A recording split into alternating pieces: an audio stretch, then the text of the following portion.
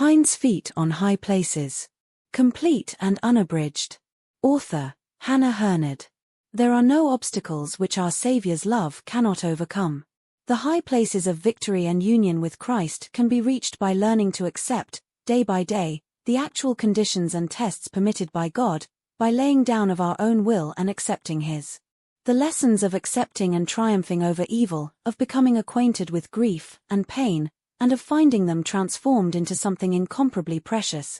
These are the lessons of the allegory in this book. The Lord God maketh my feet like hinds' feet, and setteth me upon mine high places. Psalm 18 verse 33 and Habakkuk 3 verse 19. Preface to the allegory. One morning during the daily Bible reading on our mission compound in Palestine, our little Arab nurse read from Daily Light a quotation from the Song of Songs, the voice of my beloved. Behold, he cometh leaping upon the mountains, skipping upon the hills, Song of Solomon chapter 2, verse 8. When asked what the verse meant, she looked up with a happy smile of understanding and said, "It means there are no obstacles which our Saviour's love cannot overcome, and that to Him, mountains of difficulty are as easy as an asphalt road." From the garden at the back of the mission house at the foot of Mount Gerizim we could often watch the gazelles bounding up the mountainside, leaping from rock to rock with extraordinary grace and agility. Their motion was one of the most beautiful examples of exultant and apparently effortless ease in surmounting obstacles which I have ever seen. How deeply we who love the Lord of love and desire to follow Him long for the power to surmount all difficulties and tests and conflicts in life in the same exultant and triumphant way.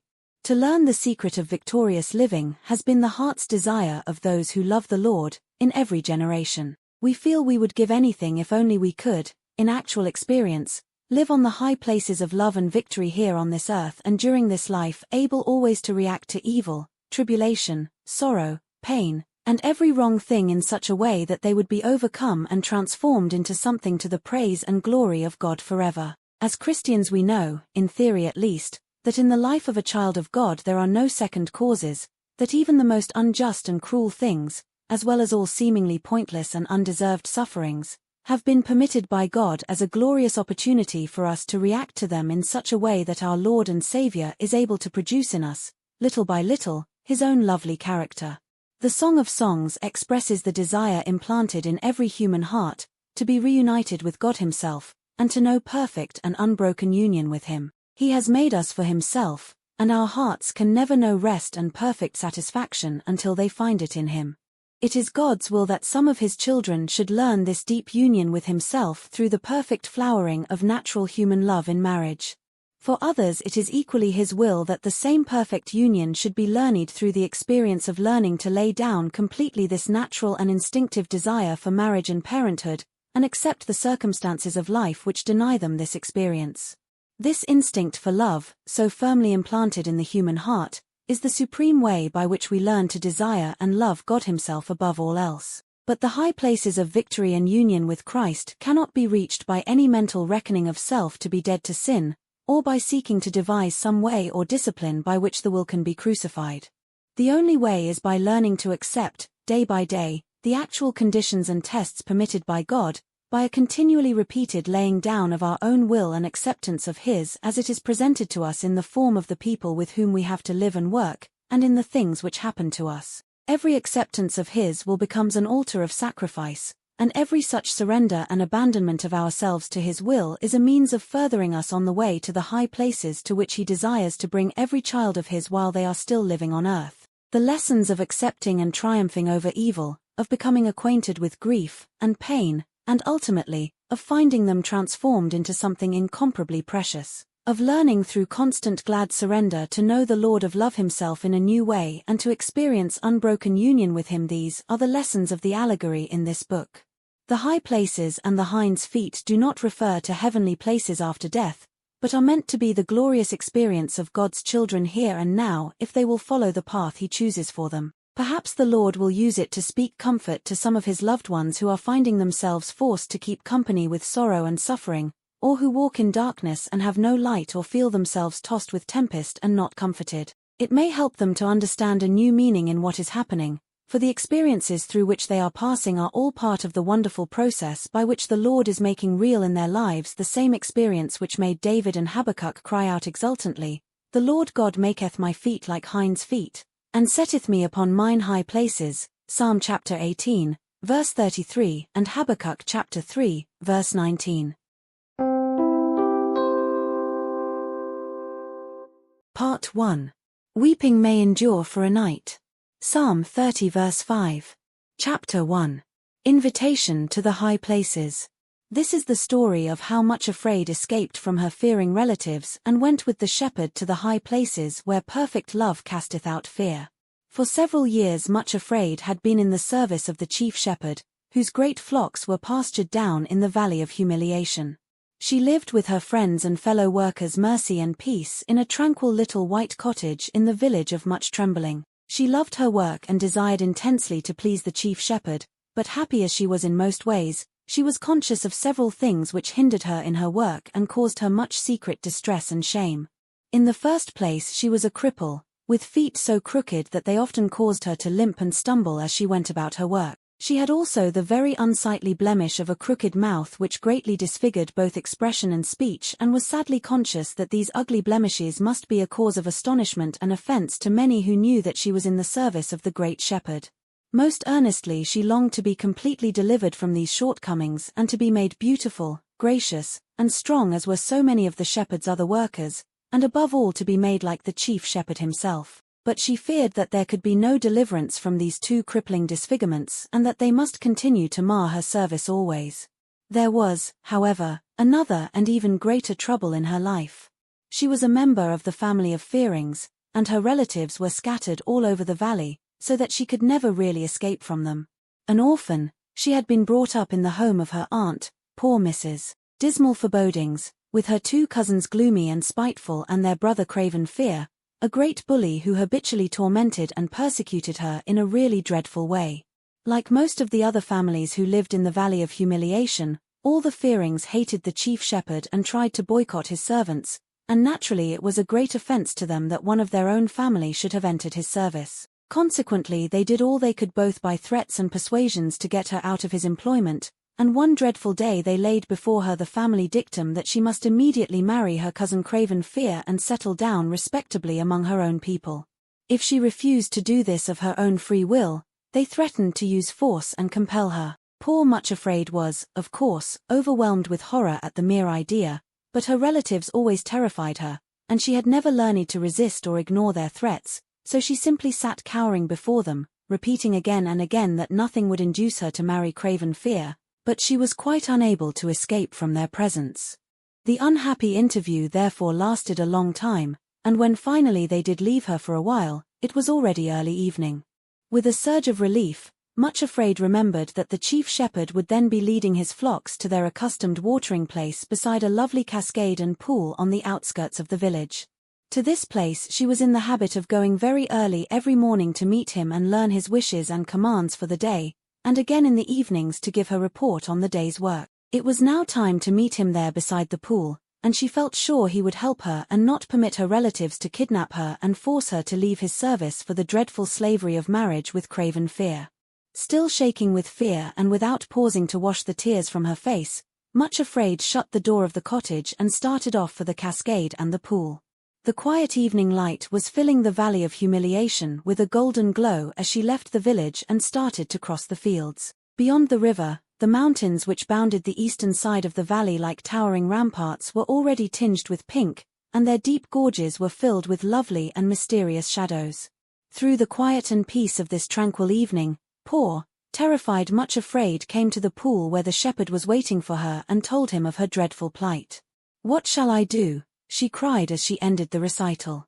"How can I escape?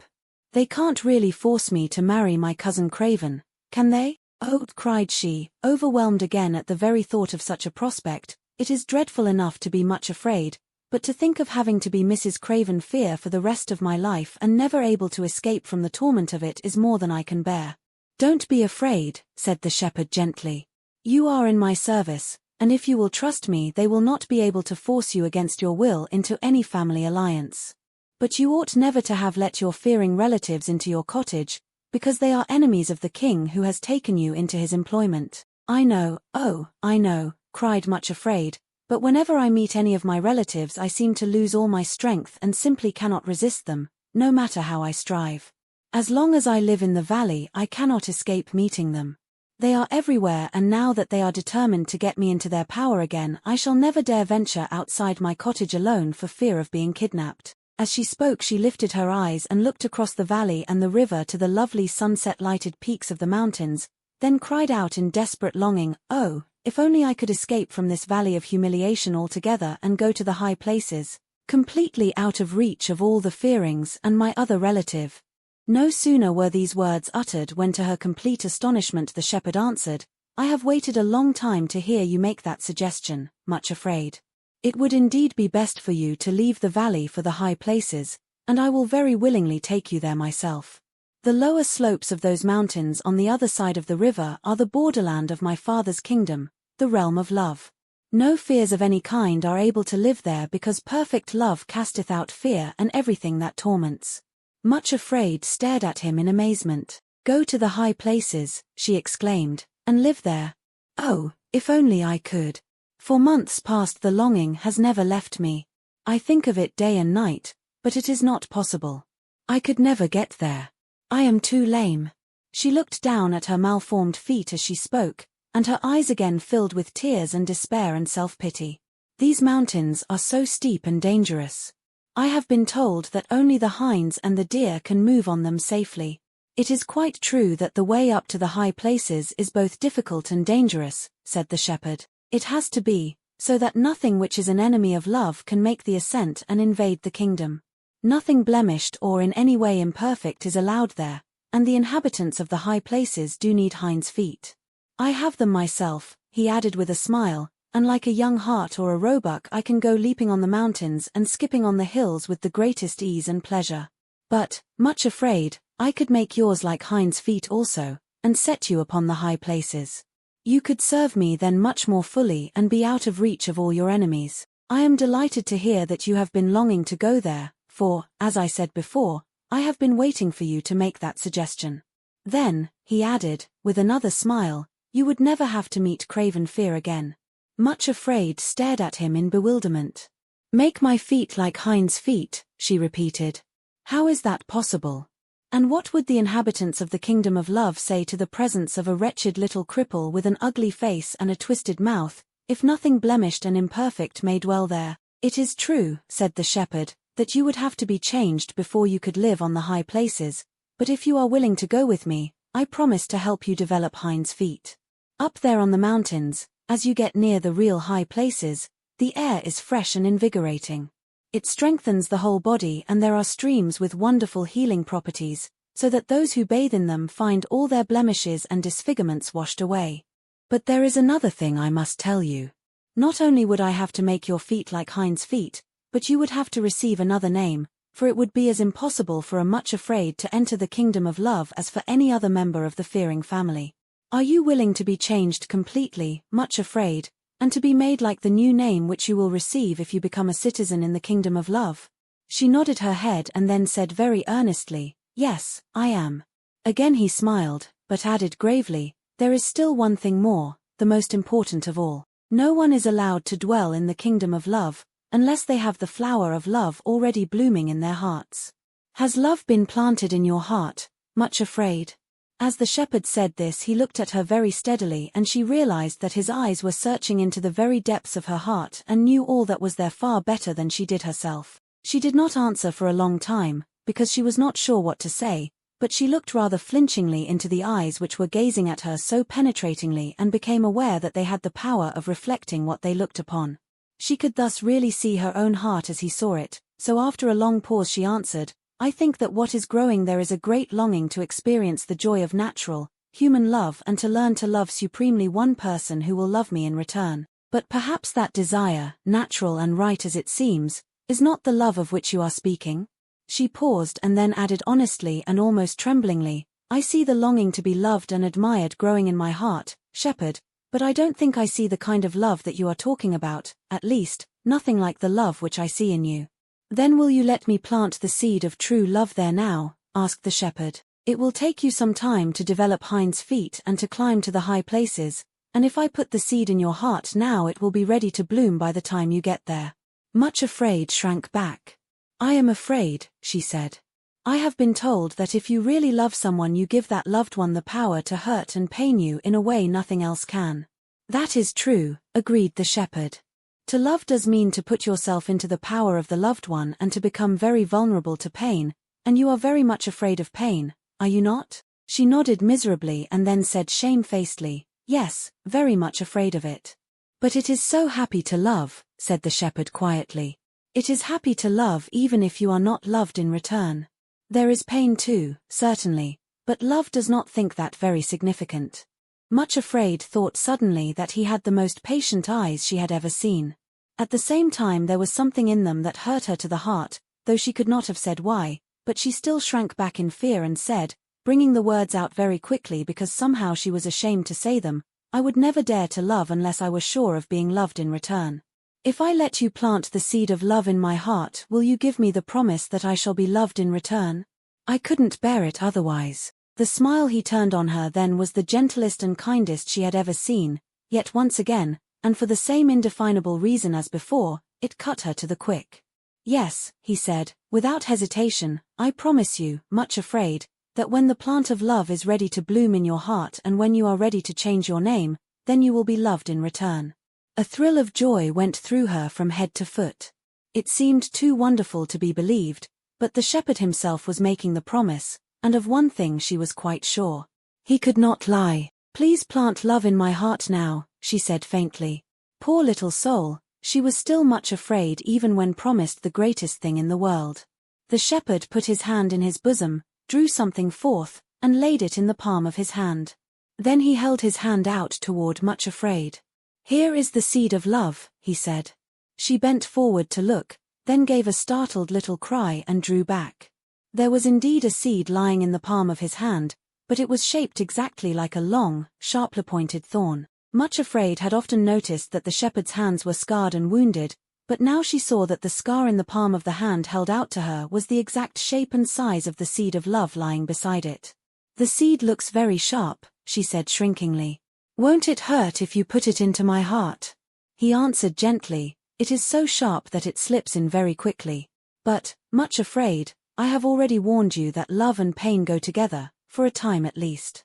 If you would know love, you must know pain too." Much Afraid looked at the thorn and shrank from it. Then she looked at the shepherd's face and repeated his words to herself. "When the seed of love in your heart is ready to bloom, you will be loved in return," and a strange new courage entered into her. She suddenly stepped forward, bared her heart, and said, "Please plant the seed here in my heart." His face lit up with a glad smile and he said with a note of joy in his voice, "Now you will be able to go with me to the high places and be a citizen in the kingdom of my Father." Then he pressed the thorn into her heart. It was true, just as he had said, it did cause a piercing pain, but it slipped in quickly and then, suddenly, a sweetness she had never felt or imagined before tingled through her. It was bittersweet, but the sweetness was the stronger. She thought of the shepherd's words, "It is so happy to love," and her pale, sallow cheeks suddenly glowed pink and her eyes shone. For a moment Much Afraid did not look afraid at all. The twisted mouth had relaxed into a happy curve, and the shining eyes and pink cheeks made her almost beautiful. thank you," she cried, and knelt at the shepherd's feet. "How good you are! How patient you are! There is no one in the whole world as good and kind as you. I will go with you to the mountains. I will trust you to make my feet like Hinds' feet, and to set me, even me, upon the high places." "I am more glad even than you," said the shepherd, "and now you really act as though you are going to change your name already. But there is one thing more I must tell you. I shall take you to the foot of the mountains myself, so that there will be no danger from your enemies. After that, 2 special companions I have chosen will guide and help you on all the steep and difficult places while your feet are still lame and while you can only limp and go slowly. You will not see me all the time, Much Afraid, for as I told you, I shall be leaping on the mountains and skipping on the hills, and you will not at first be able to accompany me or keep up with me. That will come later. However, you must remember that as soon as you reach the slopes of the mountains there is a wonderful system of communication from end to end of the kingdom of love, and I shall be able to hear you whenever you speak to me.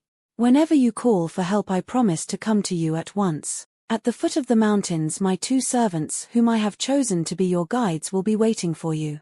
Remember, I have chosen them myself, with great care, as the 2 who are most able to help you and assist you in developing Hinds Feet. You will accept them with joy and allow them to be your helpers, will you not? Oh, yes, she answered at once, smiling at him happily.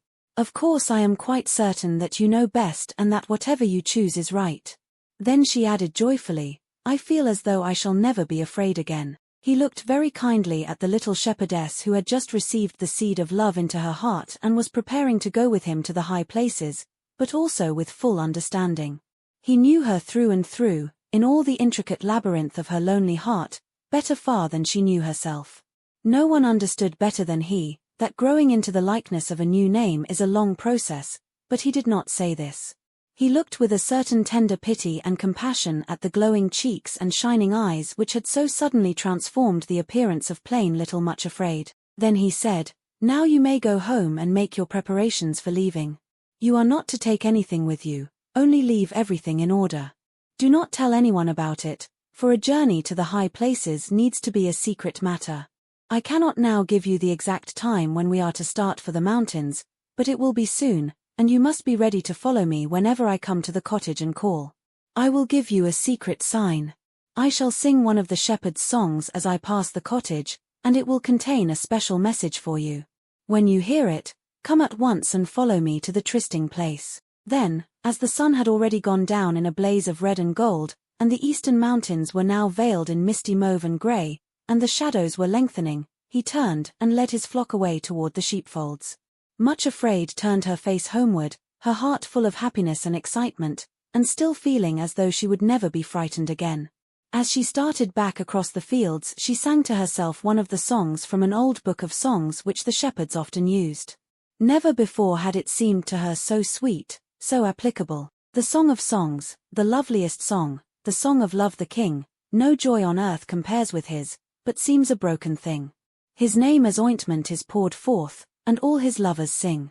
Draw me, I will run after thee, thou art my heart's one choice, oh, bring me to thy royal house, to dwell there and rejoice. There in thy presence, O my King, to feast and hear thy voice. Look not upon me with contempt, though soiled and marred I be, the King found me an outcast thing and set his love on me. I shall be perfected by love, made fair as day to see. Canticles chapter 1, verses 1-6. She walked singing across the first field and was halfway over the next when suddenly she saw Craven Fear himself coming toward her. Poor Much Afraid, for a little while she had completely forgotten the existence of her dreadful relatives, and now here was the most dreaded and detested of them all slouching toward her. Her heart filled with a terrible panic. She looked right and left, but there was no hiding place anywhere, and besides it was all too obvious that he was actually coming to meet her, for as soon as he saw her he quickened his pace and in a moment or two was right beside her. With a horror that sickened her very heart she heard him say, Well, here you are at last, little cousin Much Afraid. So we are to be married, eh? What do you think of that? And he pinched her, presumably in a playful manner, but viciously enough to make her gasp and bite her lips to keep back a cry of pain. She shrank away from him and shook with terror and loathing. Unfortunately this was the worst thing she could have done, for it was always her obvious fear which encouraged him to continue tormenting her. If only she could have ignored him, he soon would have tired of teasing and of her company and would have wandered off to look for other prey. In all her life, however, Much Afraid had never been able to ignore fear. Now it was absolutely beyond her power to conceal the dread which she felt. Her white face and terrified eyes immediately had the effect of stimulating Craven's desire to bait her. Here she was, alone and completely in his power. He caught hold of her, and poor Much Afraid uttered one frenzied cry of terror and pain. At that moment Craven Fear loosed his grasp and cringed away. The shepherd had approached them unperceived and was standing beside them. One look at his stern face and flashing eyes and the stout shepherd's cudgel grasped in his strong, uplifted hand was more than enough for the bully. Craven Fear slunk away like a whipped cur, actually running from the village instead of toward it, not knowing where he was going, urged by one instinct alone, to find a place of safety. Much Afraid burst into tears. Of course she ought to have known that Craven was a coward and that if only she had lifted her voice and called for the shepherd, he would have fled at once. Now her dress was torn and disordered, and her arms bruised by the bully's grip, yet that was the least part of her distress. She was overwhelmed with shame that she had so quickly acted like her old name and nature, which she had hoped was beginning to be changed already. It seemed so impossible to ignore the fearings, still less to resist them. She did not dare look at the shepherd, but had she done so she would have seen with what compassion he was regarding her. She did not realize that the Prince of Love is of very tender compassions to them that are afraid. She supposed that, like everybody else, he was despising her for her silly fears, so she muttered a shamed thank you. Then, still without looking at him, she limped painfully toward the village, weeping bitterly as she went and saying over and over again to herself, "What is the use of even thinking of going to the high places? I could never reach them, for the least little thing is enough to turn me back." However, when at last she reached the security of the cottage she began to feel better, and by the time she had drunk a cup of tea and taken her evening meal she had recovered so far that she was able to remind herself of all that had happened there beside the cascade and the pool. Suddenly she remembered, with a thrill of wonder and delight, that the seed of love had been planted in her heart. As she thought of it, the same almost intolerable sweetness stole over her, the bitter-sweet, indefinable but wholly delightful ecstasy of a new happiness. "It is happy to love," said Little Much Afraid to herself, and then she repeated, "It is happy to love." After putting the cottage in order for the night, because she was utterly tired out with all the conflicting emotions of that strange day, she went to bed. Lying there before falling asleep, she sang over and over again to herself another of the lovely songs from the old songbook.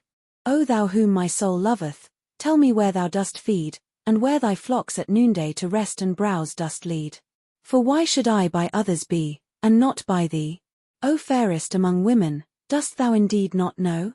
Then lead my little flock, let the way that my flocks go, and be to me, as I to thee, sweet company." Canticle chapter 1, verses 7 and 8. Then she fell into a heavy, dreamless sleep. Chapter 2. Fearing Invasion. Much Afraid woke early the next morning and all her fears were gone. Her first thought was, probably sometime today I am to start for the high places with the shepherd. This so excited her that she could hardly eat her breakfast, and as she began making arrangements for her departure, she could not help singing. It seemed to her that ever since the seed of love had been planted in her heart, songs of joy were welling up in her innermost being. And the songs which best expressed this new happiness and thankfulness were from the old book which the shepherds so loved to use as they worked among the flocks and led them to the pastures. As she carried out the simple arrangements the shepherd had told her to make, she sang another of these songs. "Now when the king at table sits, my spikenard smelleth sweet, and myrrh and camphire from my store I pour upon his feet. My thankful love must be displayed, he loved and wooed a beggar maid. Ye daughters of Jerusalem, I'm black to look upon as goatskin tents, but also as the tent of Solomon. Without, I bear the marks of sin, but love's adorning is within. Despise me not that I am black, the sun hath burned my face, my mother's children hated me, and drove me from my place. In their vineyards I toiled and wept, but mine own vineyard have not kept. I am not fair save to the king, though fair my royal dress, his kingly grace is lavished on my need and worthlessness. My blemishes he will not see, but loves the beauty that shall be." Canticle chapter 1, verses 12 to 15 and verses 5 to 6. From time to time as she went about her work her heart fluttered, half with excitement, half with dread of the unknown, but whenever she remembered the thorn in her heart, she tingled from head to foot with the same mysterious sweetness. Love was for her, too, even for her, crippled Little Much Afraid. When she reached the high places she was to lose her humiliating disfigurements and be made beautiful, and when the plant in her heart was ready to bloom she was to be loved in return. Even as she thought of this, doubt mingled with the sweetness. Surely it could not possibly be true, just a beautiful dream, but not reality. "Oh, I am afraid it won't ever happen," she would say to herself, and then, when she thought of the shepherd, her heart quickened again and she would run to the door or window to see if he were coming to call her. The morning wore on and still he had not come, but just after midday something else came, an invasion by her terrible relatives. All of a sudden, before she realized what was happening, they were upon her. There was tramping of feet and a clamor of voices, and then she was surrounded by a whole army of aunts and uncles and cousins. Craven, however, was not with them. The family, hearing of his reception the evening before, and realizing that she shrank from him with peculiar dread and terror, had decided that it would not be wise to take him with them. They were determined to overrule Much Afraid's objections to the marriage, and if possible get her out of the cottage and into one of their own dwelling places. Their plan was to make a bold attack while he would be alone in the cottage and the shepherd far away with his flocks, so they hoped she would be at their mercy. She could not be forcibly abducted in broad daylight. There were too many of the shepherd's servants in the village who would instantly come to her assistance. However, they knew Much Afraid's timidity and weakness, and they believed that, if there were enough of them present, they could cow her into consenting to go with them to the mansion of old Lord Fearing. Then they would have her in their power.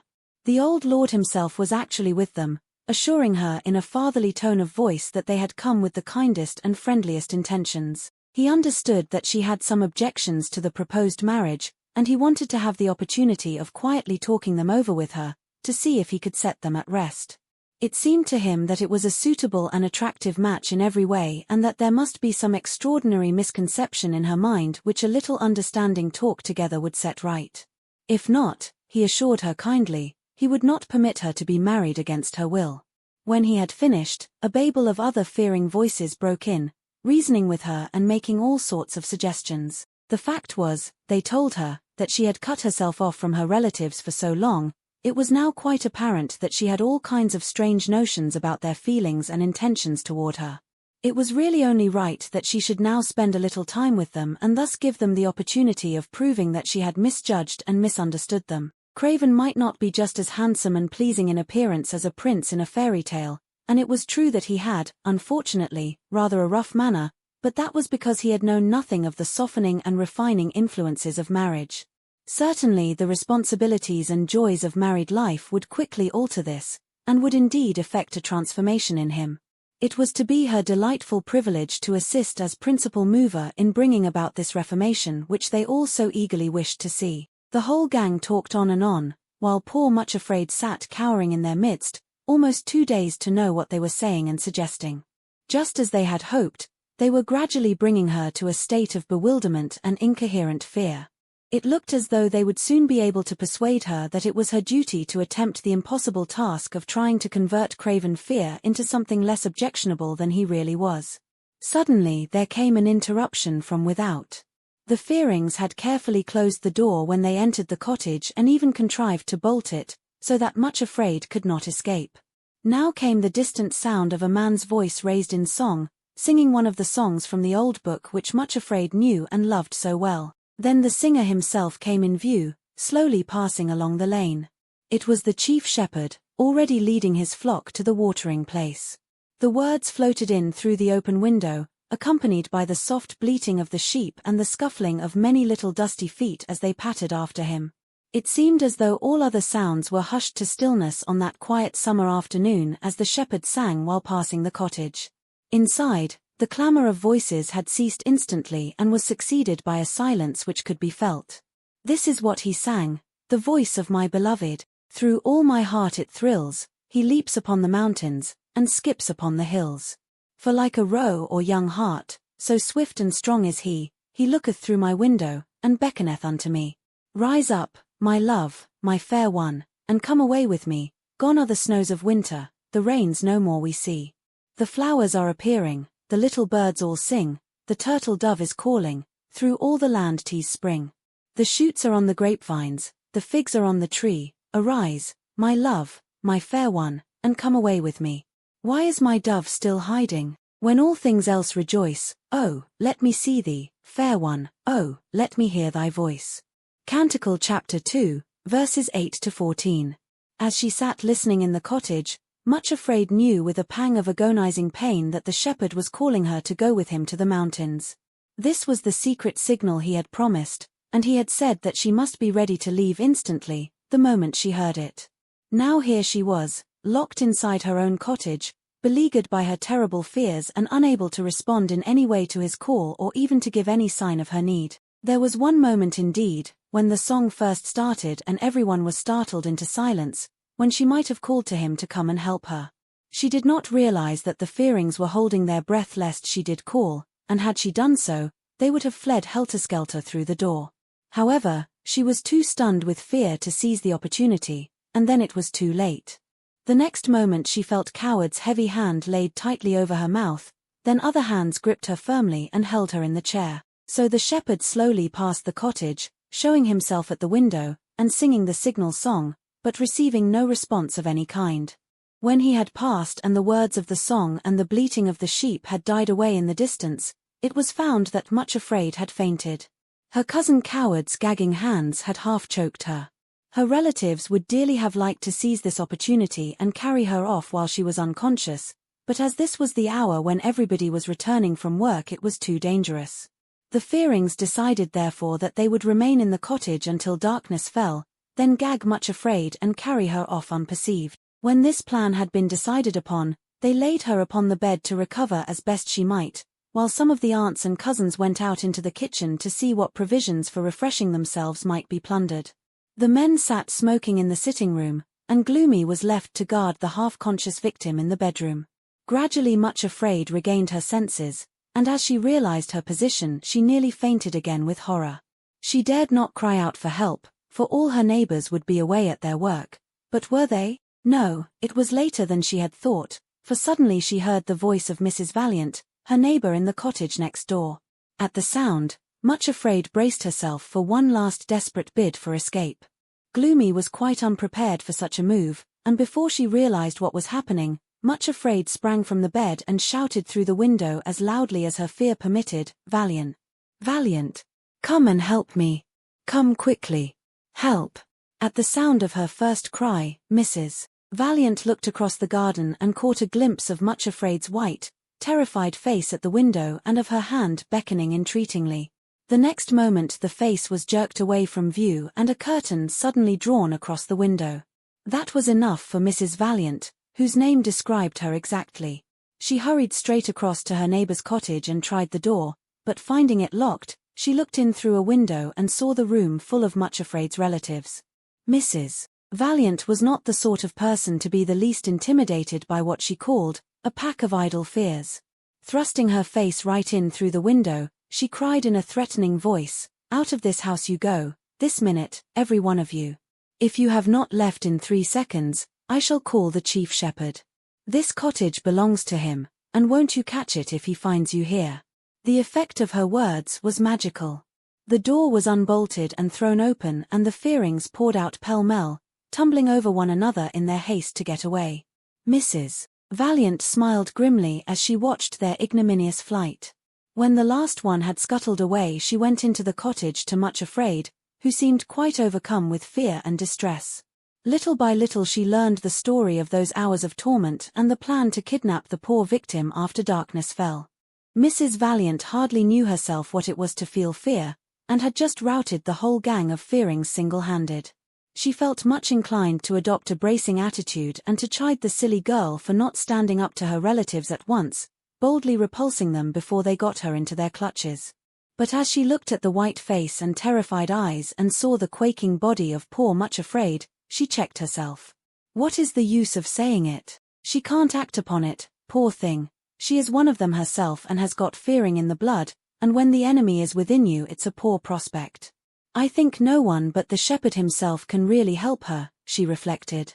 So instead of an admonition, she patted the trembling girl and said with all the kindness of her motherly heart, "Now, my dear, while you are getting over your fright, I'll just pop into the kitchen and make a good cup of tea for both of us and you'll feel better at once.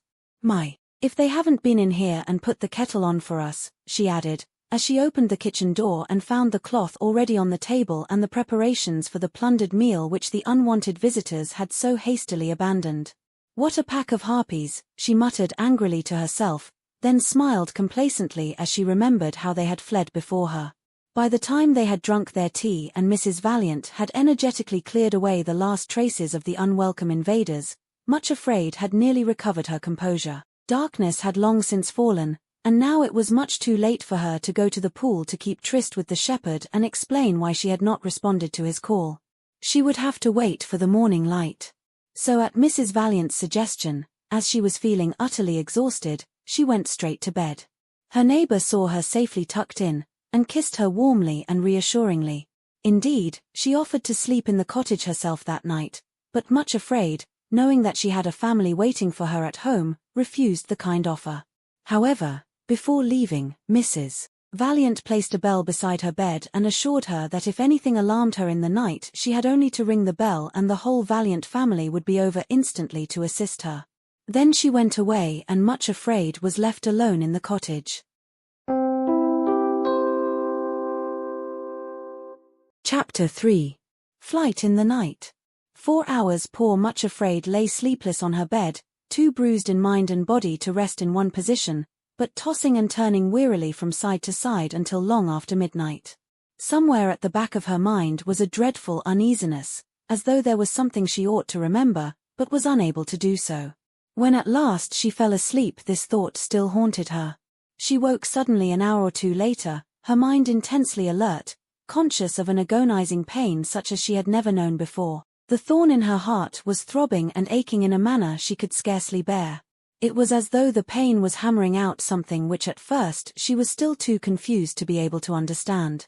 Then, all of a sudden, in a terrible flash, it became clear to her, and she found herself whispering over and over again, "The shepherd came and called me as he promised, but I didn't go to him or give any answer. Supposing he thought that I had changed my mind and didn't want to go with him. Supposing he has gone and left me behind. Gone without me. Yes, left me behind." The shock of this thought was awful. This was the thing she had forgotten. He would not be able to understand why she had not gone out to him as he had told her. He had urged her to be ready to go with him the instant that he called, that there must be no delay, that he himself had to go to the mountains on urgent business. She had not been able to go even to the trysting place as usual that evening. Of course he would think that she was afraid.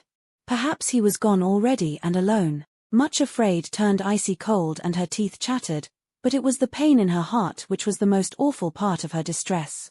It seemed to suffocate her as she lay there in bed. She sat up, shivering with cold and with the horror of the thought. She could not bear it if he had gone and left her behind. On the table beside her lay the old song-book. Glancing down at it in the light of the lamp, she saw it was open at the page whereon was written a song about another shepherdess. She, just like herself, had failed to respond to the call of love and then found, too late, that love had gone away. It had always seemed to her such a sad song that she could hardly read it, but now as she read the words again in the dark loneliness of the night, it seemed as though it was the cry of her own forlorn and terrified heart. "By night on my bed I sought him, he whom my soul loveth so.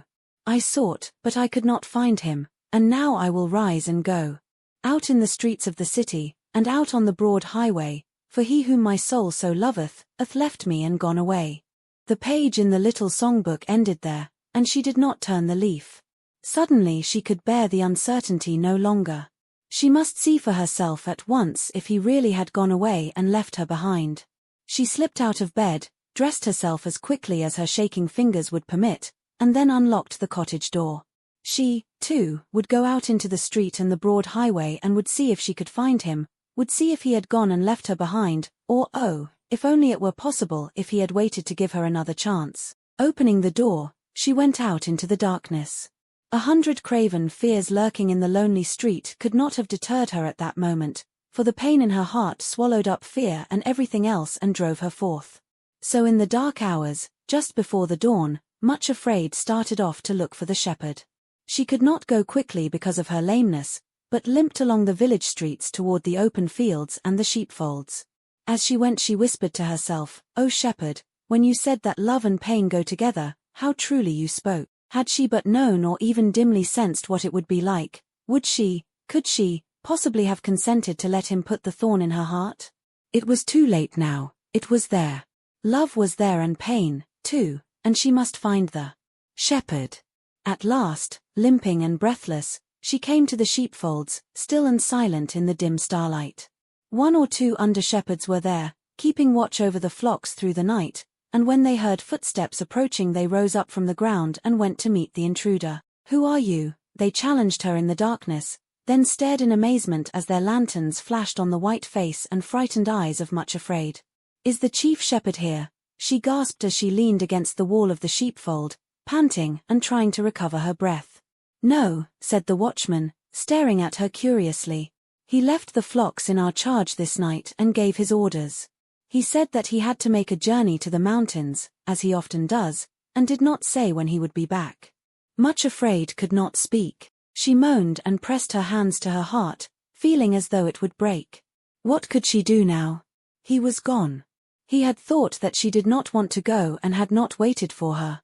Then, aching with despair, as she leaned tremblingly against the wall of the fold, she remembered the shepherd's face and the loving kindness of the look with which he had invited her to accompany him to the mountains. It came to her mind that he who understood her so well, who knew all about her fears and had compassion on her, would not leave until he was quite sure that she really meant to refuse to go with him.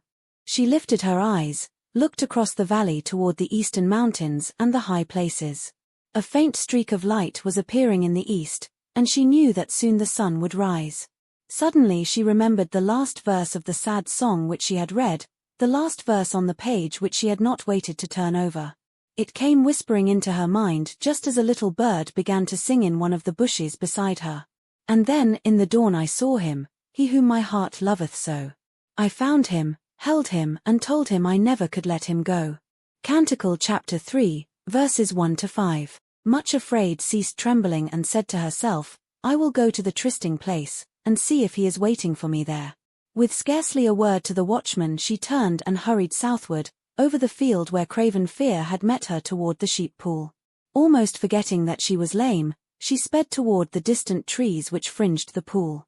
Just as the sky turned red above the mountains, the joyous, babbling sound of cascading water reached her ears, and as she hurried forward Much Afraid suddenly found a cascade of song pouring forth from her own heart. He was there, standing by the pool, looking toward her with the light of the sunrise shining on his face. As Much Afraid stumbled toward him, he stepped quickly to her side and she fell at his feet sobbing, "Oh my Lord, take me with you as you said. Don't leave me behind." "I knew you would come," he said gently, "but Much Afraid, why were you not at the trysting place last evening? Did you not hear me when I passed your cottage and called? I wanted to tell you to be ready to start with me this morning at sunrise." As he spoke the sun rose fully over the peaks of the mountains and bathed them both in a lovely golden light. "I am here," said Much Afraid, still kneeling at his feet, "and I will go with you anywhere." Then the shepherd took her by the hand and they started for the mountains. Chapter 4. Start for the High Places. It was early morning of a beautiful day. The valley lay as though still asleep. The only sounds were the joyful laughter of the running streams and the gay little songs of the birds. The dew sparkled on the grass and the wild flowers glowed like little jewels.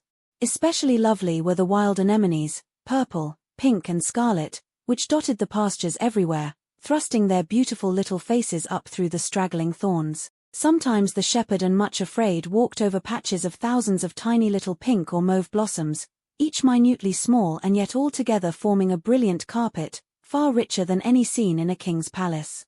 Once the shepherd stooped and touched the flowers gently with his fingers, then said to Much Afraid with a smile, "Humble yourself, and you will find that love is spreading a carpet of flowers beneath your feet." Much Afraid looked at him earnestly. "I have often wondered about the wild flowers," she said. "It does seem strange that such unnumbered multitudes should bloom in the wild places of the earth where perhaps nobody ever sees them and the goats and the cattle can walk over them and crush them to death. They have so much beauty and sweetness to give and no one on whom to lavish it, nor who will even appreciate it." The look the shepherd turned on her was very beautiful. "Nothing my father and I have made is ever wasted," he said quietly, "and the little wild flowers have a wonderful lesson to teach. They offer themselves so sweetly and confidently and willingly, even if it seems that there is no one to appreciate them. Just as though they sang a joyous little song to themselves, that it is so happy to love, even though one is not loved in return. I must tell you a great truth, Much Afraid, which only the few understand. All the fairest beauties in the human soul, its greatest victories, and its most splendid achievements are always those which no one else knows anything about, or can only dimly guess at. Every inner response of the human heart to love and every conquest over self-love is a new flower on the tree of love. Many a quiet, ordinary, and hidden life, unknown to the world, is a veritable garden in which love's flowers and fruits have come to such perfection that it is a place of delight where the King of Love himself walks and rejoices with his friends.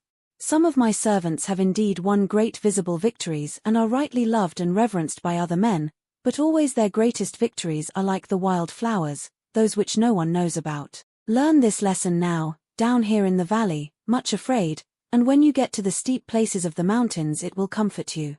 Then he added, Come, the birds are all singing so joyously, let us join them too, and the flowers shall suggest the theme of our song. So, as they walked down the valley toward the river, they sang together another of the old songs in the shepherd's book, singing the parts in turn. I am the rose of Sharon, a wild anemone. As lily 'mong the thorn trees, so is my love to me. An apple tree 'mong wild trees, my love is in my sight, I sit down in his shadow, his fruit is my delight. He brought me to his palace, and to the banquet hall, to share with me his greatness, I, who am least of all. Oh, give me help and comfort, for I am sick with shame, unfit to be his consort, unfit to bear his name. I charge you, O ye daughters, ye rose among the trees, stir not my sleeping loved one. To love me ere he please. Canticle chapter 2 verses 1-4 and verse 7. Just as they finished singing this song they came to a place where a rushing stream poured itself across the path they were following and went cascading down the other side. It was running so swiftly and singing so loudly that it seemed to fill the valley around them with its laughing voice. As the shepherd lifted much afraid across the slippery, wet stones she said to him, I do wish I knew what it is that all running water sings. Sometimes in the silence of the night I lie in bed and listen to the voice of the little stream which runs past our cottage garden. It sounds so happy and so eager, and as though it were repeating to itself over and over again some very lovely, secret message. I think all running water seems to be singing the same song, either loud and clear or soft and low. I do wish I knew what the waters were saying. It is quite different from the voice of the sea and of salt waters, but I never can understand it. It is an unknown tongue. Tell me, shepherd, do you know what all the waters sing as they hurry on their way?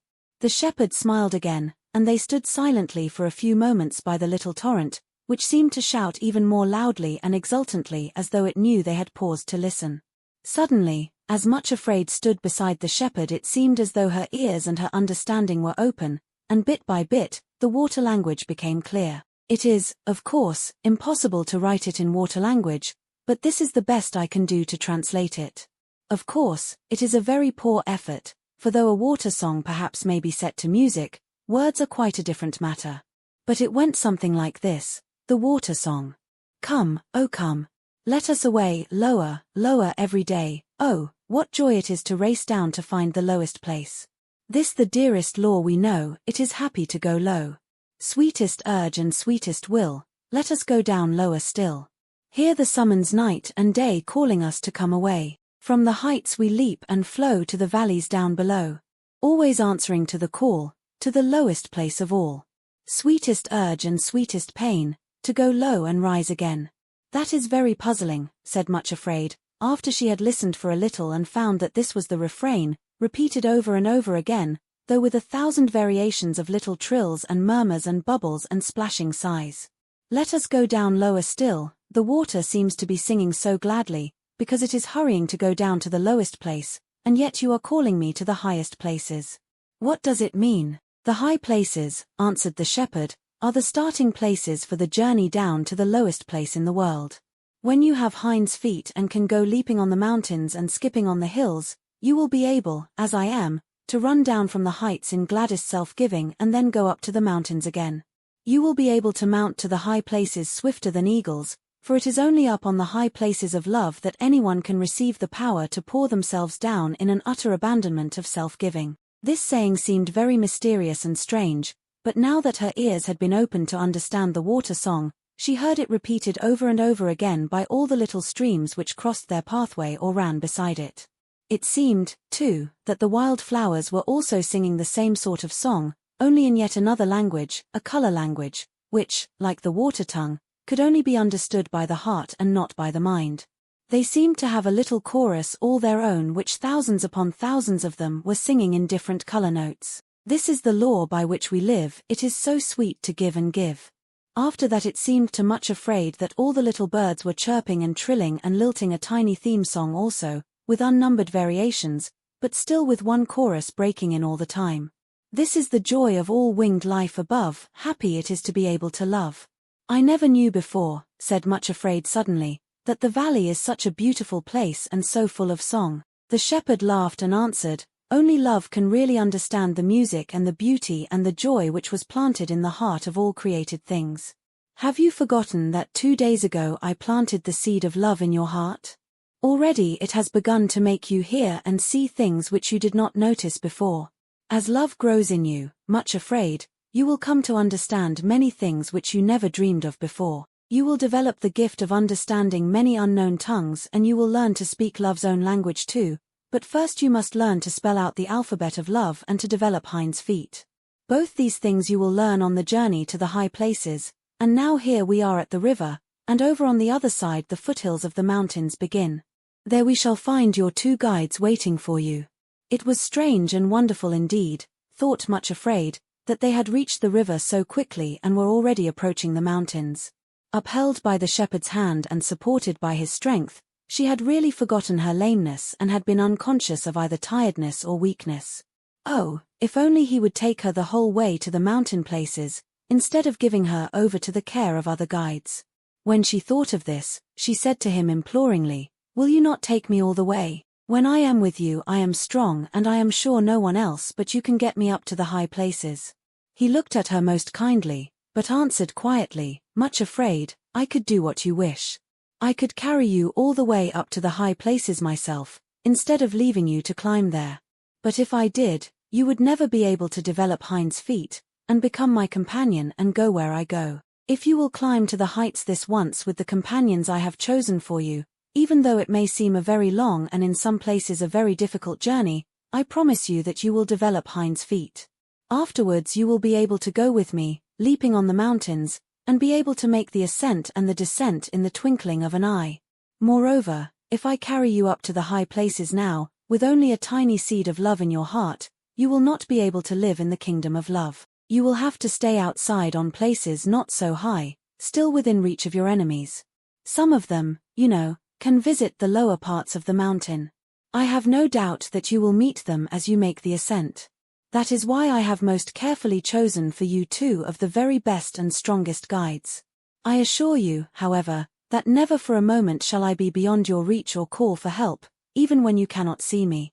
It is just as though I shall be present with you all the time, even though invisible, and you have my faithful promise that this journey which you are now to make will be the means of developing your Hinds Feet. You will give me a new name when I get to the top, quavered poor Much Afraid, who all of a sudden seemed to have become deaf to the music around her and to be full of fears and forebodings again. Yes, certainly.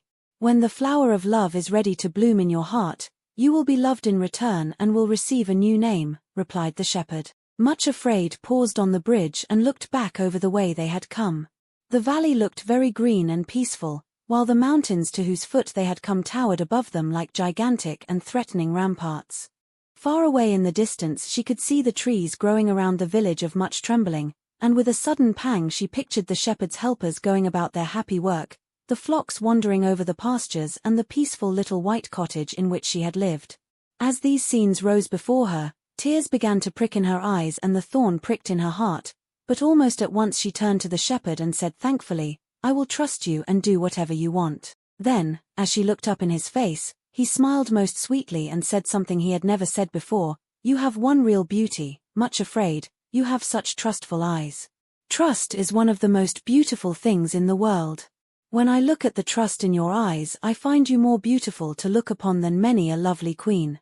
In a very short time they were over the bridge, and had come to the foot of the mountains, where the path began the ascent of the lower slopes. Here great boulders were scattered all around, and suddenly Much Afraid saw the figures of 2 veiled women seated on one of the rocks at the side of the path.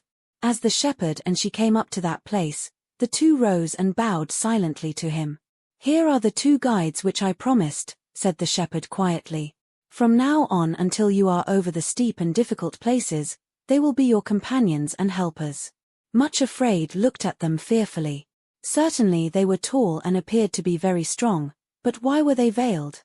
For what reason did they hide their faces? The longer and closer she looked at them, the more she began to dread them.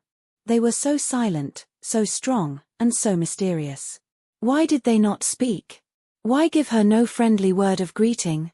Who are they? She whispered to the shepherd. Will you tell me their names, and why don't they speak to me? Are they dumb? No, they are not dumb, said the shepherd very quietly, but they speak a new language, much afraid, a dialect of the mountains which you have not yet learned. But as you travel with them, little by little, you will learn to understand their words. They are good teachers. Indeed, I have few better. As for their names, I will tell you them in your own language, and later you will learn what they are called in their own tongue. This, said he, motioning toward the first of the silent figures, is named Sorrow.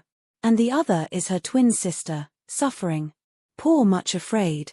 Her cheeks blanched and she began to tremble from head to foot. She felt so like fainting that she clung to the shepherd for support. I can't go with them, she gasped. I can't. Oh my lord shepherd, why do you do this to me? How can I travel in their company? It is more than I can bear. You tell me that the mountain way itself is so steep and difficult that I cannot climb it alone. Then why, oh why, must you make Sorrow and Suffering my companions? Couldn't you have given Joy and Peace to go with me, to strengthen me and encourage me and help me on the difficult way? I never thought you would do this to me. And she burst into tears. A strange look passed over the shepherd's face as he listened to this outburst, then looking at the veiled figures as he spoke, he answered very gently, Joy and Peace. Are those the companions you would choose for yourself? You remember your promise, to accept the helpers that I would give, because you believed that I would choose the very best possible guides for you. Will you still trust me, Much Afraid? Will you go with them, or do you wish to turn back to the valley, and to all your fearing relatives, to Craven Fear himself? Much Afraid shuddered. The choice seemed terrible. Fear she knew only too well, but Sorrow and Suffering had always seemed to her the two most terrifying things which she could encounter. How could she go with them and abandon herself to their power and control? It was impossible. Then she looked at the shepherd and suddenly knew she could not doubt him, could not possibly turn back from following him, that if she were unfit and unable to love anyone else in the world, yet in her trembling, miserable little heart, she did love him. Even if he asked the impossible, she could not refuse. She looked at him piteously, then said, Do I wish to turn back? O shepherd, to whom should I go? In all the world I have no one but you.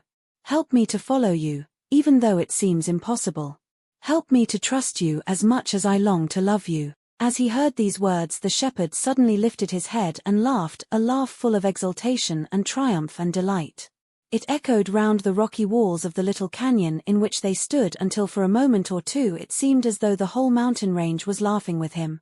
The echoes bounded higher and higher, leaping from rock to rock, and from crag to crag, up to the highest summits, until it seemed as though the last faint echoes of it were running into heaven itself. When the last note had faded into silence, his voice said very softly, Thou art all fair, my love, there is no spot in thee, Canticle chapter 4, verse 7. Then he added, Fear not, Much Afraid, only believe. I promise that you shall not be put to shame. Go with Sorrow and Suffering, and if you cannot welcome them now, when you come to the difficult places where you cannot manage alone, put your hands in theirs confidently and they will take you exactly where I want you to go. Much Afraid stood quite still, looking up into his face, which now had such a happy, exultant look, the look of one who above all things else delights in saving and delivering. In her heart the words of a hymn, written by another of the shepherd's followers, began to run through her mind and she started to sing softly and sweetly. Let sorrow do its work, send grief or pain, sweet are thy messengers, sweet their refrain. If they but work in me, more love, O Christ, to thee, more love to thee, more love to thee. Others have gone this way before me, she thought, and they could even sing about it afterwards. Will he who is so strong and gentle be less faithful and gracious to me, weak and cowardly though I am, when it is so obvious that the thing he delights in most of all is to deliver his followers from all their fears and to take them to the high places? With this came the thought that the sooner she went with these new guides, the sooner she would reach those glorious high places. She stepped forward, looking at the two veiled figures, and said with a courage which she had never felt before, I will go with you. Please lead the way, for even then she could not bring herself to put out her hands to grasp theirs. The shepherd laughed again and then said clearly, "My peace I leave with you. My joy be fulfilled in you. Remember that I pledge myself to bring you to the high places at the top of these mountains, and that you shall not be put to shame. And now till the day break and the shadows flee away, I will be like a roe or a young hart on the mountains." Canticle chapter 2, verse 17. Then before Much Afraid could realize what was happening, he had leaped onto a great rock at the side of the path, and from there to another and to yet another, swifter almost than her eyes could follow his movements. He was leaping up the mountains, springing from height to height, going on before them until in a moment or two he was lost to sight. When they could see him no longer, Much Afraid and her two new companions began to ascend the foothills. It would have been a curious sight, had there been anyone to watch, as Much Afraid started on her journey, limping toward the high places, shrinking as far as possible from the two veiled figures beside her, pretending not to see their proffered hands. But there was no one there to see, for if there is one thing more certain than another, it is that the development of Hinds Feet is a secret process, demanding that there should be no onlookers.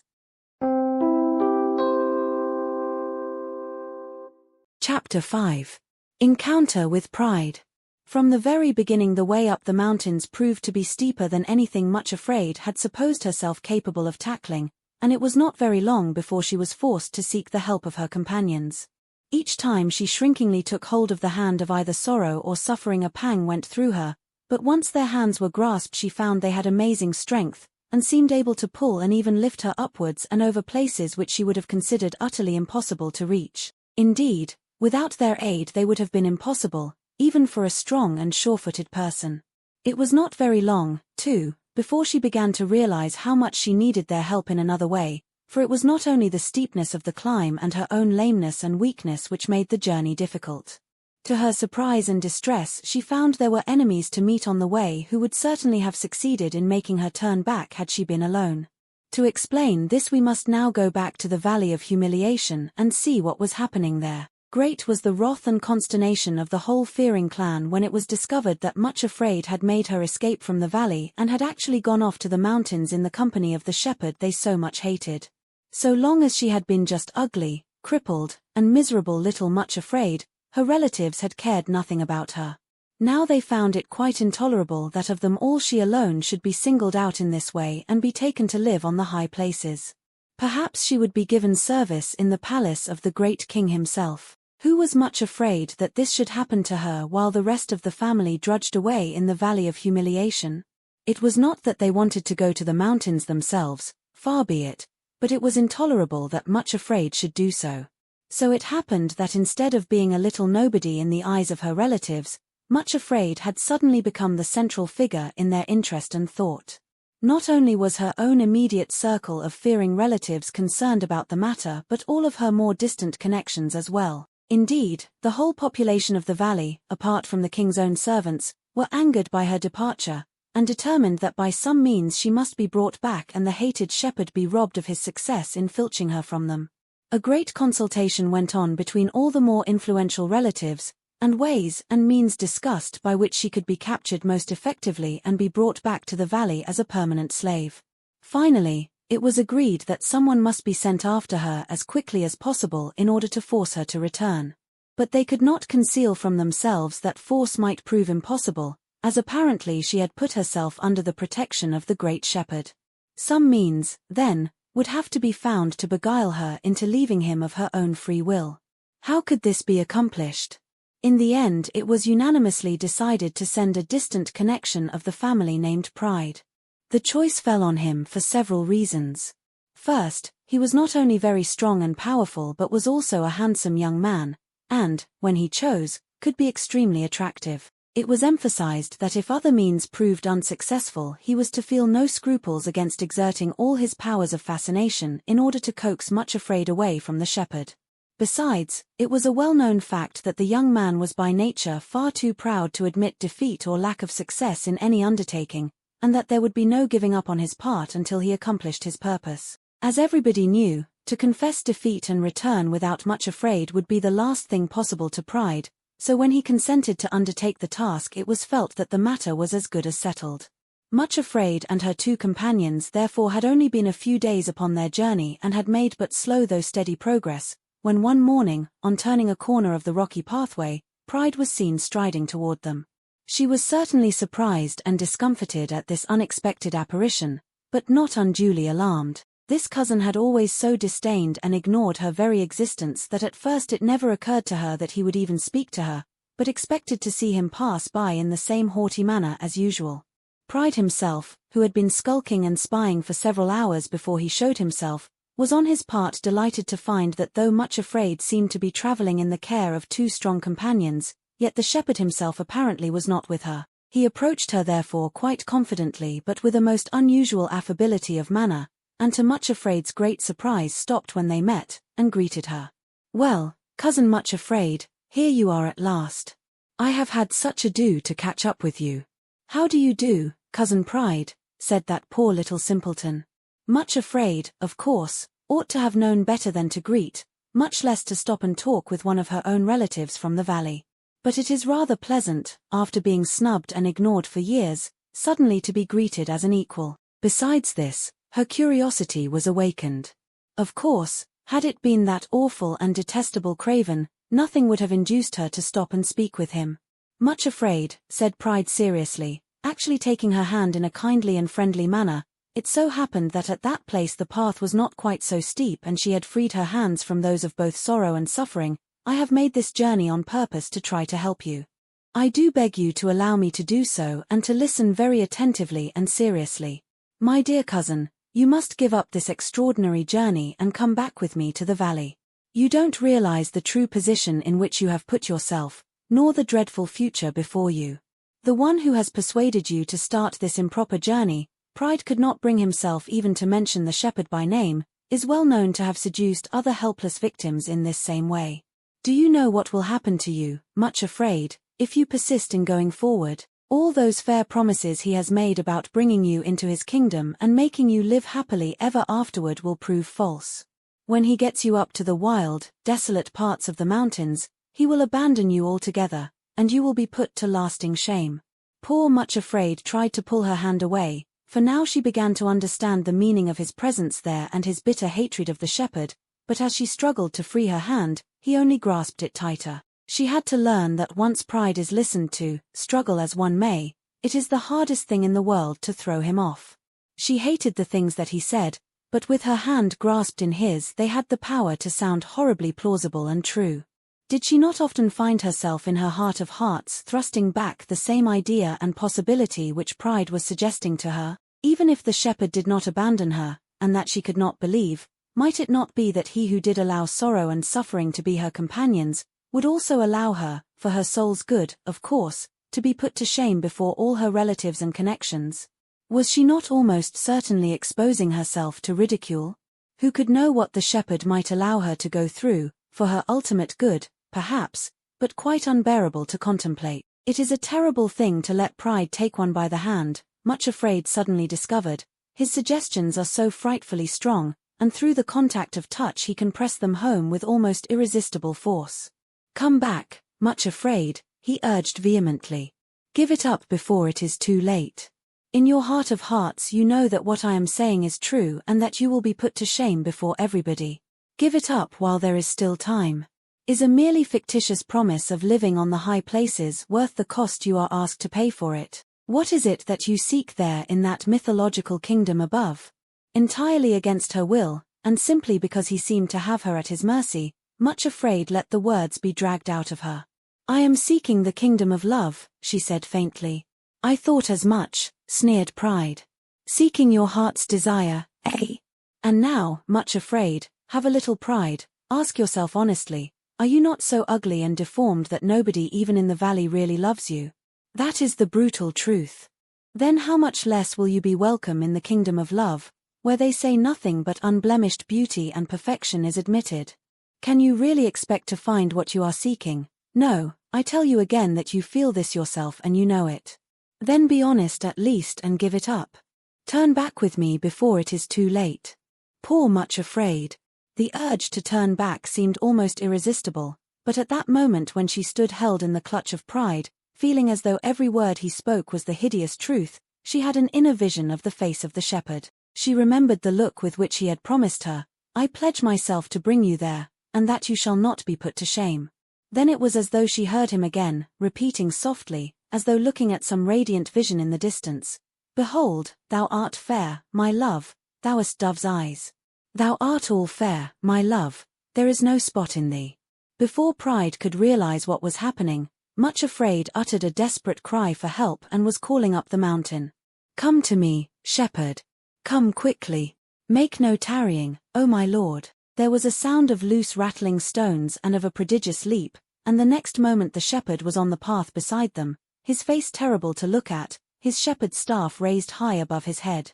Only one blow fell, and then Pride dropped the hand he had been grasping so tightly and made off down the path and round the corner, slipping and stumbling on the stones as he went, and was out of sight in a moment.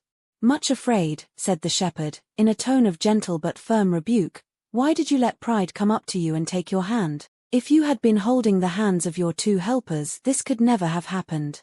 For the first time, Much Afraid of her own free will held out both hands to her two companions, and they grasped her strongly, but never before had their hold upon her been so full of pain, so bitter with sorrow. She learned in this way the first important lesson on her journey upward, that if one stops to parley with Pride and listens to his poisonous suggestions and, above all, if he is allowed to lay his grasp upon any part of one, sorrow becomes unspeakably more unbearable afterwards, and anguish of heart has bitterness added to it.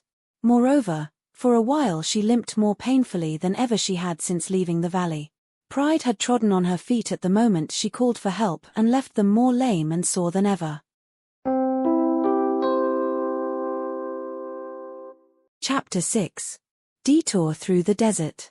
After meeting Pride, Much Afraid and her companions went on their way, but she was obliged to hobble painfully and could go but slowly. However, she accepted the assistance of her two guides with far greater willingness than before, and gradually the effects of the encounter wore off and she was able to make better progress.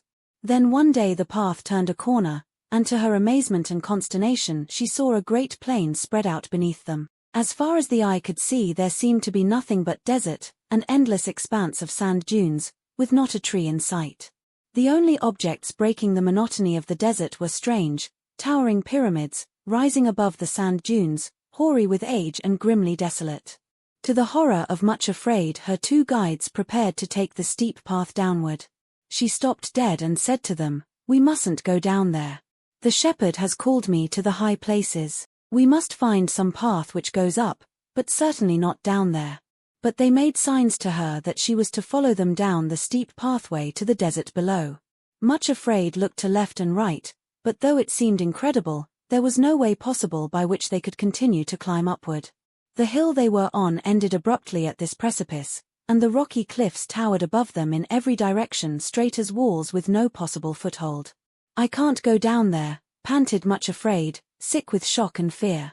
"He can never mean that, never. He called me up to the high places, and this is an absolute contradiction of all that he promised." She then lifted up her voice and called desperately, "Shepherd, come to me. Oh, I need you. Come and help me." In a moment he was there, standing beside her. "Shepherd," she said despairingly, "I can't understand this. The guides you gave me say that we must go down there into that desert, turning right away from the high places altogether. You don't mean that, do you? You can't contradict yourself. Tell them we are not to go there, and show us another way. Make a way for us, shepherd, as you promised." He looked at her and answered very gently, "That is the path, Much Afraid, and you are to go down there." "Oh, no," she cried. "You can't mean it. You said if I would trust you, you would bring me to the high places, and that path leads right away from them. It contradicts all that you promised." "No," said the shepherd, "it is not contradiction, only postponement for the best to become possible." Much Afraid felt as though he had stabbed her to the heart. "You mean," she said incredulously, "you really mean that I am to follow that path down and down into that wilderness and then over that desert, away from the mountains indefinitely? Why," and there was a sob of anguish in her voice, "it may be months, even years, before that path leads back to the mountains again. Oh shepherd, do you mean it is indefinite postponement?" He bowed his head silently, and Much Afraid sank on her knees at his feet, almost overwhelmed. He was leading her away from her heart's desire altogether and gave no promise at all as to when he would bring her back. As she looked out over what seemed an endless desert, the only path she could see led farther and farther away from the high places, and it was all desert.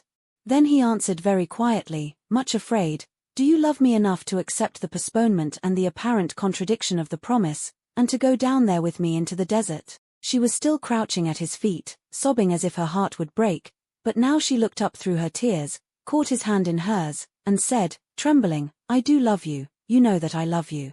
Oh, forgive me because I can't help my tears. I will go down with you into the wilderness, right away from the promise, if you really wish it. Even if you cannot tell me why it has to be, I will go with you, for you know I do love you, and you have the right to choose for me anything that you please." It was very early morning, and high above them, hanging in the sky over the silent expanse of desert, was a young crescent moon and the morning star shining like a brilliant jewel close beside it. There Much Afraid built her first altar on the mountains, a little pile of broken rocks, and then, with the shepherd standing close beside her, she laid down on the altar her trembling, rebelling will. A little spurt of flame came from somewhere, and in an instant nothing but a heap of ashes was lying on the altar. That is to say, she thought at first there were only ashes, but the shepherd told her to look closer, and there among the ashes she saw a little stone of some kind, a dark-colored, common-looking pebble. "Pick it up and take it with you," said the shepherd gently, "as a memorial of this altar which you built, and all that it stands for." Much Afraid took the stone out of the ashes, scarcely looking at it and feeling that to her life's end she would never need a reminder of that altar, for how could she ever forget it or the anguish of that first surrender? But she dropped the pebble into a little purse or bag which the shepherd gave her and put it away carefully. Then they began the descent into the desert, and at the first step Much Afraid felt a thrill of the sweetest joy and comfort surge through her, for she found that the shepherd himself was going down with them. She would not have sorrow and suffering as her only companions, but he was there too. As she started down the path he began a song which Much Afraid had not heard before, and it sounded so sweet and comforting that her pain began to melt away. It was as though the song suggested to her a part at least of the reason for this strange postponement of all her hopes. This is the song he sang: "The Closed Garden. A garden closed art thou, my love, where none thy fruits can taste, a spring shut up, a fountain sealed, an orchard run to waste. Awake, north wind, and come, thou south, blow on my garden fair, that all the spices may flow out, as perfume on the air." Canticle chapter 4, verses 12 to 16.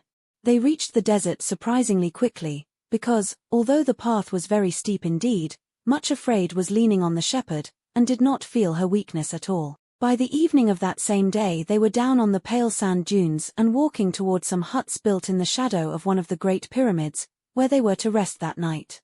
At sunset, when the sky burned fiery red over the western rim of the desert, the shepherd led Much Afraid away from the huts, to the foot of the pyramid. "Much Afraid," he said, "all of my servants on their way to the high places have had to make this detour through the desert. It is called the furnace of Egypt, and an horror of great darkness." Genesis chapter 15, verses 12 and 17. Here they have learned many things which otherwise they would have known nothing about. "Abraham was the first of my servants to come this way, and this pyramid was hoary with age when he first looked upon it. Then came Joseph, with tears and anguish of heart, and looked upon it too and learned the lesson of the furnace of fire. Since that time an endless succession of my people have come this way. They came to learn the secret of royalty, and now you are here, Much Afraid. You, too, are in the line of succession. It is a great privilege, and if you will, you also may learn the lesson of the furnace and of the great darkness just as surely as did those before you. Those who come down to the furnace go on their way afterwards as royal men and women, princes and princesses of the royal line." Much Afraid looked up at the towering pyramid, now shadowy and black against the sunset sky, and desolate as it looked in the waste of desert, yet it seemed to her to be one of the most majestic objects she had ever seen. Then all of a sudden the desert was full of people, an endless procession of them. There was Abraham himself and Sarah his wife, those first lonely exiles in a strange land. There was Joseph, the betrayed and wounded brother who had been sold into slavery, who when he wept for his father's tent, saw only the alien pyramid. Then one after another she saw a great host which no man could number stretching across the desert in an endless line. The last one in the line held out a hand which she took, and there she was in the great chain herself. Words came to her ears also, and she heard them quite plainly. Fear not, much afraid, to go down into Egypt, for I will there make of thee a great nation. I will go down with thee into Egypt, and I will also surely bring thee up again. Genesis chapter 46, verse 3. After this they went back to the huts to rest that night. In the morning the shepherd called Much Afraid again and led her away, but this time he opened a little door in the wall of the pyramid and took her inside. There was a passage which led to the center, and from there a spiral staircase went up to the floors above. But the shepherd opened another door leading out of the central chamber on the ground floor, and they entered a very large room which looked like a granary. There were great piles of grain everywhere except in the middle. There on the open space men were threshing the different kinds of grain in many different ways and then grinding them to powder, some coarse and some finer. At one side were women sitting on the ground with hollow smooth stones before them, grinding the very best of the wheat into the finest possible powder. Watching them for a while, Much Afraid saw how the grains were first beaten and bruised until they crumbled to pieces, but still the grinding and beating process continued, until at last the powder was fine enough to be used for baking the best wheat bread. See, said the shepherd gently, how various are the methods used for grinding the different varieties of grain, according to their special use and purpose. Then he quoted, Dill is not threshed with a threshing instrument, neither is a cartwheel turned about upon the cummin, but dill is beaten out with a staff, and the cummin with a rod. Bread corn is bruised, but no one crushes it forever, neither is it broken with the wheel of a cart nor bruised with horsemen driving over it. Isaiah chapter 28 verses 27 and 28. As Much Afraid watched the women pounding the bread corn with their heavy stones, she noticed how long the process took before the fine white powder was finished and ready for use. Then she heard the shepherd saying, I bring my people into Egypt that they, too, may be threshed and ground into the finest powder and may become bread corn for the use of others. But remember, though bread corn is bruised, no one threshes it forever, only until the bruised and broken grain is ready for its highest use. This also cometh forth from the Lord of hosts, which is wonderful in counsel and excellent in working. Verse 29. After this the shepherd took her back to the central chamber and they ascended the spiral staircase, twisting up and up into the darkness above.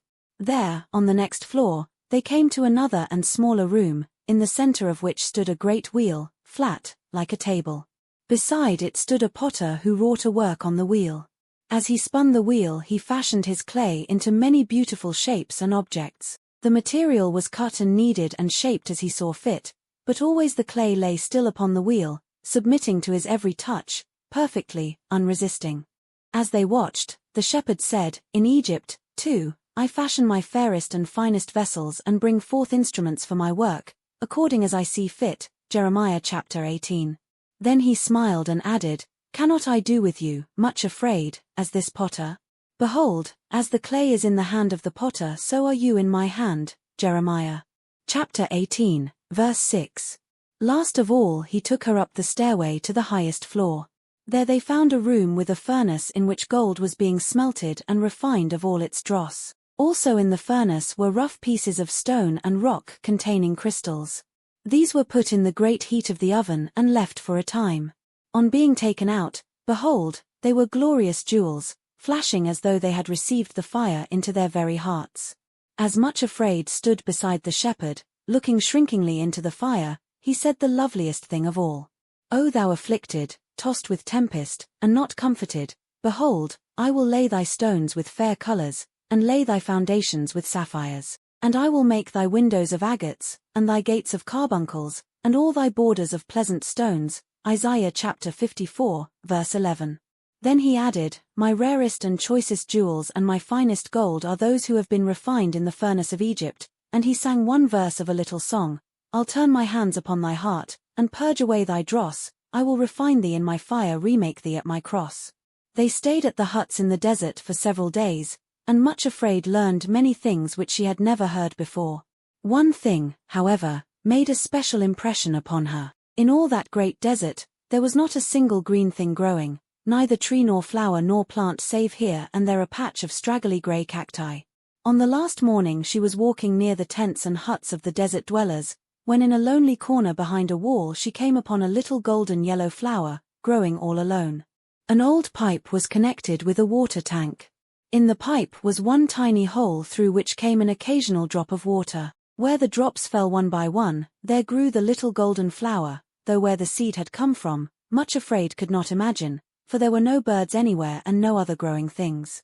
She stopped over the lonely, lovely little golden face, lifted up so hopefully and so bravely to the feeble drip, and cried out softly, "What is your name, little flower, for I never saw one like you before."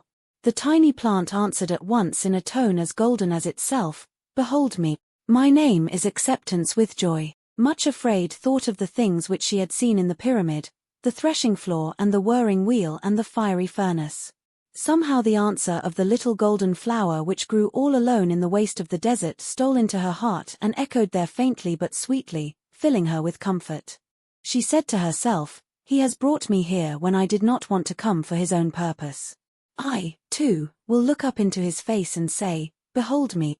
I am thy little handmaiden Acceptance with Joy.'" Then she stooped down and picked up a pebble which was lying in the sand beside the flower and put it in the purse with the first altar stone. Chapter 7. On the Shores of Loneliness. After they walked together through the burning desert sands, then one day, quite unexpectedly, a path crossed the main track which they were following. "This," said the shepherd quietly, "is the path which you are now to follow." So they turned westward with the high places right behind their backs and came in a little while to the end of the desert. They found themselves on the shore of a great sea. "It is now time for me to leave you, Much Afraid," he said, "and to return to the mountains. Remember, even though you seem to be farther away than ever from the high places and from me, there is really no distance at all separating us. I can cross the desert sands as swiftly as I can leap from the high places to the valleys, and whenever you call for me, I shall come. This is the word I now leave with you. Believe it and practice it with joy. My sheep hear my voice and they follow me. Whenever you are willing to obey me, Much Afraid, and to follow the path of my choice, you will always be able to hear and recognize my voice, and when you hear it you must always obey. Remember also that it is always safe to obey my voice, even if it seems to call you to paths which look impossible or even crazy." On saying this he blessed her and went from them, leaping and bounding over the desert toward the high places, which were now actually right behind her. Much Afraid and her two companions walked along the shores of the great sea for many days, and at first it seemed to her that up till then she had never known real loneliness. The green valley where all her friends and she had lived was far away behind her. Even the mountains were out of sight, and there seemed to be nothing in the whole wide world but the endless sandy desert on one side and the endless sea moaning drearily on the other. Nothing grew there, neither tree nor shrub nor even grass, but the shores were scattered with broken driftwood and with great tangled masses of brown and shriveled seaweed. Nothing lived in the whole region save the sea-gulls wheeling and crying overhead and the crabs scuttling across the sand into their burrows. At intervals, too, an icy wind came shrilling across the billows, stabbing sharp as a knife. In those days Much Afraid never let go the hands of her two companions, and it was amazing how swiftly they helped her along. Stranger still, perhaps, was the way in which Much Afraid walked, swifter and more upright than ever before, and with scarcely a limp, for something had happened in the wilderness which had left a mark upon her for the rest of her life. It was an inner and secret mark, and no one would have noticed any difference outwardly, but all the same, a deep inner change had taken place which indicated a new stage in her life. She had been down into Egypt and had looked upon the grinding stones, the wheel, and the furnace, and knew that they symbolized an experience which she herself must pass through. Somehow, incredible as it was, she, Much Afraid, had been enabled to accept the knowledge and to acquiesce in it, and she knew within herself that with that acceptance a gulf had opened between herself and her past life, even between her past self, a gulf which could never again be closed. She could look back across it to the green valley between the mountains and see herself there with the shepherd's workers, feeding her little flock, cringing before her relatives and going to the pool morning and evening to keep tryst with the shepherd. But it was looking at somebody else together, and she said to herself, "I was that woman, but am not that woman now." She did not understand how it happened, but what the shepherd had said had come to pass in herself. For those who go down into the furnace of Egypt and find there the flower of acceptance come up changed and with the stamp of royalty upon them. It is true that Much Afraid did not feel at all royal, and certainly did not as yet look it. Nevertheless, She had been stamped with the mark, and would never be the same again. Therefore, though she went with sorrow and suffering day after day along the shores of the great sea of loneliness, she did not go cringingly or complainingly. Indeed, gradually an impossible thing seemed to be happening. A new kind of joy was springing up in her heart, and she began to find herself noticing beauties in the landscape of which until then she had been quite unconscious. Her heart often thrilled with an inner ecstasy when she caught sight of the sun shining on the wings of the wheeling seagulls, making them gleam as dazzlingly white as the snow on the peaks of the far-off high places. Even their wild, mournful cries and the moanings of the water stirred in her a sorrow which was strangely beautiful. She had the feeling that somehow, in the very far-off places, perhaps even in far-off ages, there would be a meaning found to all sorrow and an answer too fair and wonderful to be as yet understood. Often, too, she found herself laughing aloud as she watched the antics of the funny little scuttling crabs. When the sun shone brightly, as it did at times, even the grey, dreary sea was transformed into a thing of surpassing beauty, with the light gleaming on the curving green breakers and the foaming spray and the horizon blue as a midnight sky. When the sun thus shone on the wild wastes of waters, it seemed as though all their sorrows had been swallowed up in joy, and then she would whisper to herself, "When he hath tried me, I shall come forth as gold." Weeping may endure for a night, but joy cometh in the morning. One day they came to a place on the shore where were high cliffs and great rocks scattered all about. In this place they were to rest for a time, and while there Much Afraid wandered off by herself. After climbing the cliff she found herself looking down into a lonely little cove completely enclosed on three sides by the cliffs and with nothing in it but driftwood and stranded seaweed. The chief impression it made upon her was its emptiness. It seemed to lie there like an empty heart, watching and longing for the far-off tide which had receded to such a distance that it could never again return. When, however, drawn by an urge to revisit the lonely cove, Much Afraid went back to the same spot some hours later, all was changed. The waves were now rushing forward with the strength of a high tide urging them onward. Looking over the edge of the cliff, she saw that the cove which had been so empty was now filled to the brim. Great waves, roaring and laughing together, were pouring themselves through the narrow inlet and were leaping against the sides, irresistibly taking possession of every empty niche and crevice. On seeing this transformation, she knelt down on the edge of the cliff and built her third altar. "O my Lord," she cried, "I thank thee for leading me here. Behold me, here I am, empty as was this little cove, but waiting thy time to be filled to the brim with the floodtide of love." Then she picked up a little piece of quartz and crystal which was lying on the rocky cliff and dropped it beside the other memorial stones in the little bag which she carried with her. It was only a short time after the building of that new altar that her enemies were all upon her again. Far away in the Valley of Humiliation, her relatives had been awaiting the return of Pride with his victim, but as time passed and he did not return and Much Afraid did not reappear, it became obvious that he must have been unsuccessful in his undertaking and was too proud to admit it. They decided that reinforcements must be sent as soon as possible, before Much Afraid could reach the really high places and be altogether beyond their reach. Spies were sent out, who met Pride and brought back word that Much Afraid was nowhere on the mountains but was far away on the shores of the Sea of Loneliness. She was going in quite a different direction from the mountains altogether. This was unexpectedly delightful and encouraging news, and quickly suggested to them the best reinforcements to be sent to the help of Pride. There was complete unanimity in deciding that resentment, bitterness, and self-pity should hurry off at once to assist in bringing back Much Afraid to her eagerly awaiting relatives. Off they went to the shores of loneliness, and Much Afraid now had to endure a time of really dreadful assaults. It is true that her enemies soon discovered that this was not the same Much Afraid with whom they had to deal. They could never get within close reach, because she kept so near to sorrow and suffering and accepted their assistance so much more willingly than before. However, they kept appearing before her, shouting out their horrid suggestions and mocking her until it really seemed that wherever she went one or another popped up.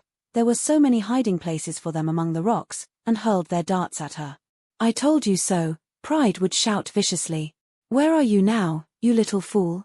Up on the high places? Not much. Do you know that everyone in the Valley of Humiliation knows about this and is laughing at you? Seeking your heart's desire, and left abandoned by him, just as I warned you, on the shores of loneliness. Why didn't you listen to me, you little fool? Then resentment would raise his head over another rock. He was extremely ugly to look at, but his was a horribly fascinating ugliness. Sometimes Much Afraid could hardly turn her eyes away when he stared at her boldly and shouted, "You know, Much Afraid, you act like a blind idiot. Who is this shepherd you follow? What sort of a person is he to demand everything you have and take everything you offer and give nothing in return but suffering and sorrow and ridicule and shame? Why do you let him treat you like this? Stand up for yourself and demand that he fulfill his promise and take you at once to the high places. If not, tell him that you feel absolved from all necessity to follow him any longer." Bitterness would then break in with his sneering voice, "The more you yield to him, the more he will demand from you. He is cruel to you, and takes advantage of your devotion. All he has demanded from you so far is nothing to what he will demand if you persist in following him.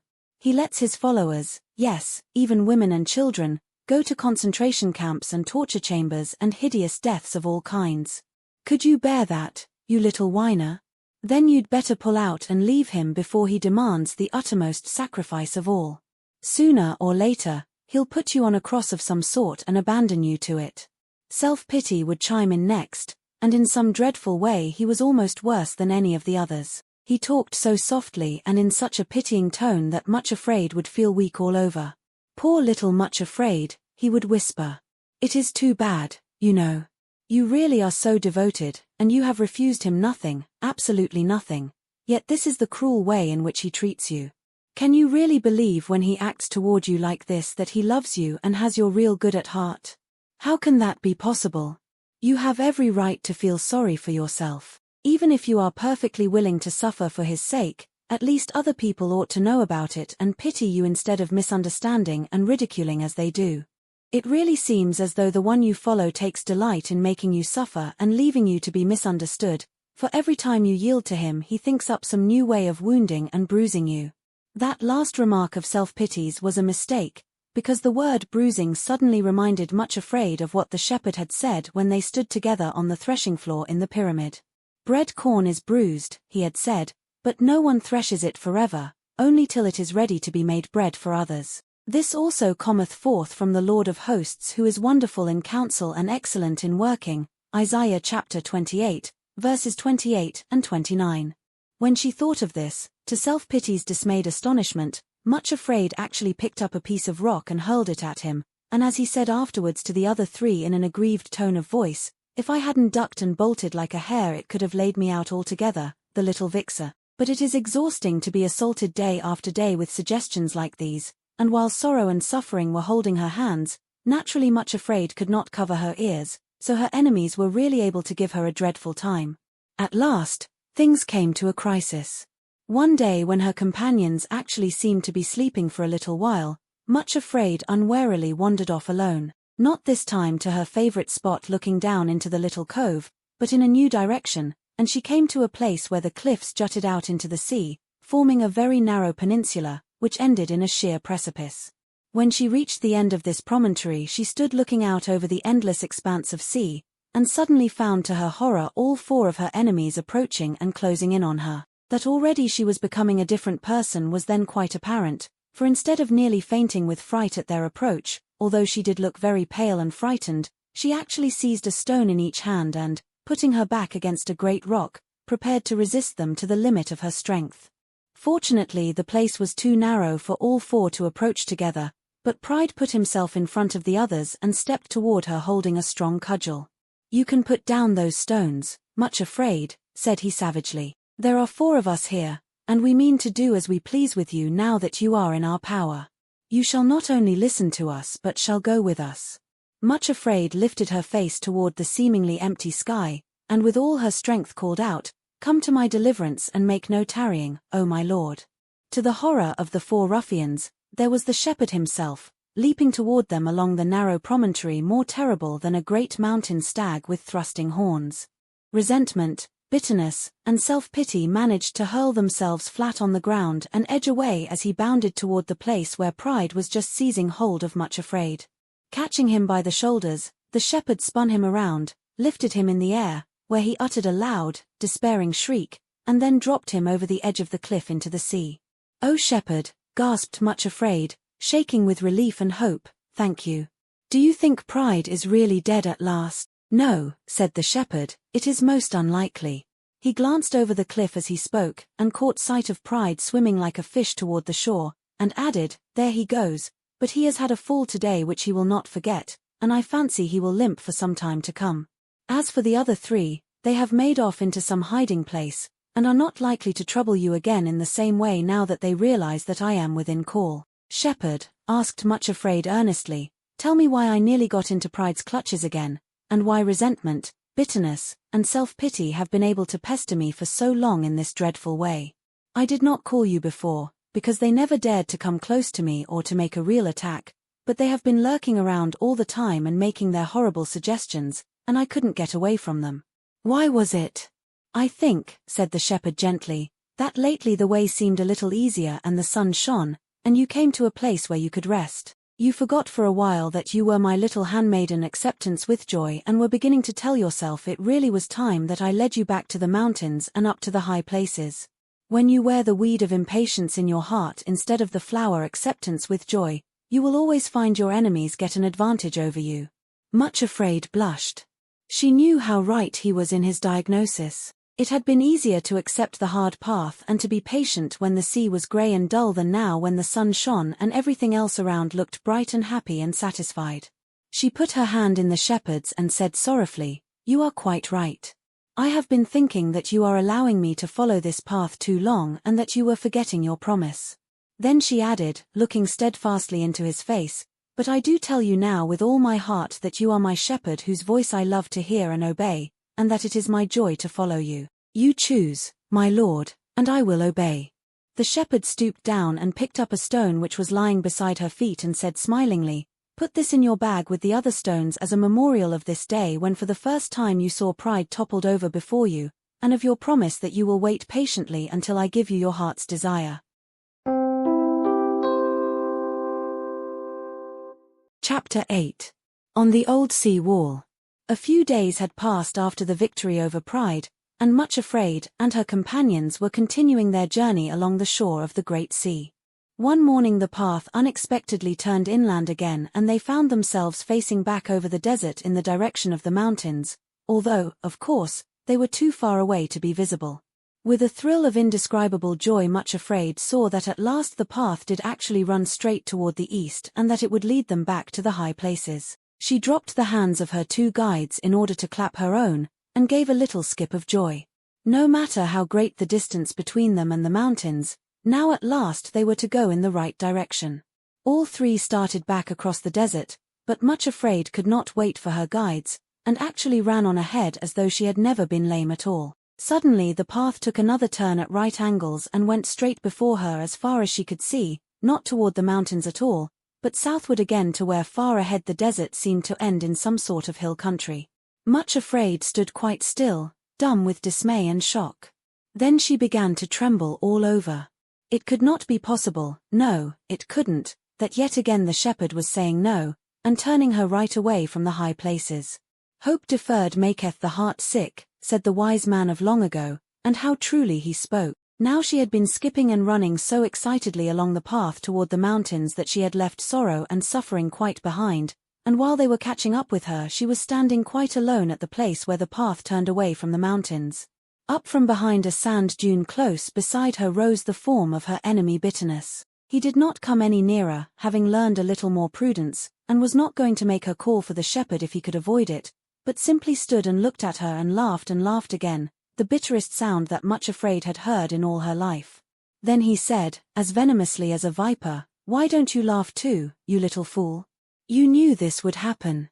There he stood, uttering these awful bursts of laughter until it seemed that the whole desert was filled with the echoes of his mockery. Sorrow and her sister came up to Much Afraid and stood by her side quite silently, and for a little while everything was swallowed up in pain and an horror of great darkness. A sudden swirling wind shrieked over the desert and raised a storm of dust and sand which blinded them. In the silence which succeeded the storm Much Afraid heard her voice, low and trembling, but quite distinct, saying, "My lord, what dost thou want to say to me? Speak, for thy servant heareth." Next moment the shepherd was standing beside her. "Be of good cheer," he said, "it is I, be not afraid." Build me another altar and lay down your whole will as a burnt offering. Obediently, much afraid, raised a little heap of sand and loose stones, which was all that she could find in the desert, and again laid down her will and said with tears for sorrow had stepped forward and knelt beside her, I delight to do thy will, O my God. From somewhere, though they could not see the source, there came a spurt of flame which consumed the offering and left a little heap of ashes on the altar. Then came the shepherd's voice. This further delay is not unto death, but for the glory of God, that the Son of God may be glorified. Another gust of wind sprang up and whirled the ashes away in every direction, and the only thing remaining on the altar was a rough, ordinary-looking stone which Much Afraid picked up and put into the bag with the others. Then she rose to her feet, turned her face away from the mountains, and they all started southward. The shepherd went with them for a little way so that resentment and self-pity, who were hiding close at hand awaiting an opportunity to attack, lay flat behind the sand dunes and were not seen at that time at all. Presently they reached a place where the sea, which Hay had left behind when they turned inland, came weeping into the desert, forming a great estuary. A strong tide was surging into it, filling it completely with swiftly flowing waters. However, a stone causeway with many arches had been built across the estuary, and an earthen ramp led up to it. The shepherd led Much Afraid to the foot of the ramp and told her to follow this path across the sea. Once more he repeated with great emphasis the words which he had spoken beside the altar, then departed. Much Afraid, followed by her two companions, scrambled up the ramp and found themselves on top of the old sea wall. From the height on which they now stood they could look back over the desert. On one side was the sea, and on the other, so blurred with distance that they could not be sure if they really saw it, was a haze which might be part of the mountains, or was it only wishful thinking? Then, looking ahead, they saw that the causeway would indeed bring them across the estuary into a different kind of country altogether, a well-wooded land of hills and valleys with cottages and farmsteads among orchards and fields. The sun was shining brilliantly, and up there on the wall they could feel the full force of the great wind which was urging and lashing the rushing waves to flow swifter and swifter. It reminded Much Afraid of a pack of hounds, urged on by the huntsman, following one another, leaping and surging and roaring beneath the causeway and then flowing forward far inland, brimming the shores of the estuary. Somehow the roar of the wind and the surge of the waters seemed to get into her blood and course through her being like a glorious wine of life. The wind whipped her cheeks and tore at her hair and clothes and nearly toppled her over, but she stood there, shouting at the top of her voice, though the wind seized the sound of it and carried it off, drowned in a deafening roar of its own. What Much Afraid was shouting up there on the old sea wall was this, and now shall mine head be lifted up above mine enemies round about, therefore I will sing praises unto the Lord, yea I will offer the sacrifice of joy and will praise the name of the Lord. Psalm 27, verse 6. As she sang she thought to herself, it must be really dreadful to be the shepherd's enemies. Always, always to find themselves frustrated. Always, always to have their prey snatched away. How simply maddening it must be to see even the silliest little weaklings set up out of reach on the high places and made to triumph over all their enemies. It must be unbearable. While still on the causeway she picked up another stone as the shepherd had taught her, this time as a memorial of his victory in making her triumph over her enemies, and dropped it into the little bag of treasured memories. So they made their way across the causeway and down the ramp on the other side and immediately found themselves in a wood. The change in scene after their long journey through the desert was wonderful. A long-deferred spring was just loosening everything from the grip of winter, and all the trees were bursting into fairest green and the buds were swelling. In between the trees were glades of bluebells and wild anemones, and violets and primroses grew in clumps along the mossy banks. Birds sang and called to one another and rustled about, busily absorbed in nest-building. Much Afraid told herself that never before had she realized what the awakening from the death of winter was like. Perhaps it had needed the desert wastes to open her eyes to all this beauty, but she walked through the wood, almost forgetting for a little that Sorrow and her sister also walked with her. Everywhere she looked it seemed that the unfurling green on the trees and the nesting birds and the leaping squirrels and blossoming flowers were all saying the same thing, greeting one another in their own special language with a sort of ecstasy and calling cheerfully, "You see, the winter has gone at last. The delay was not unto death but for the glory of God.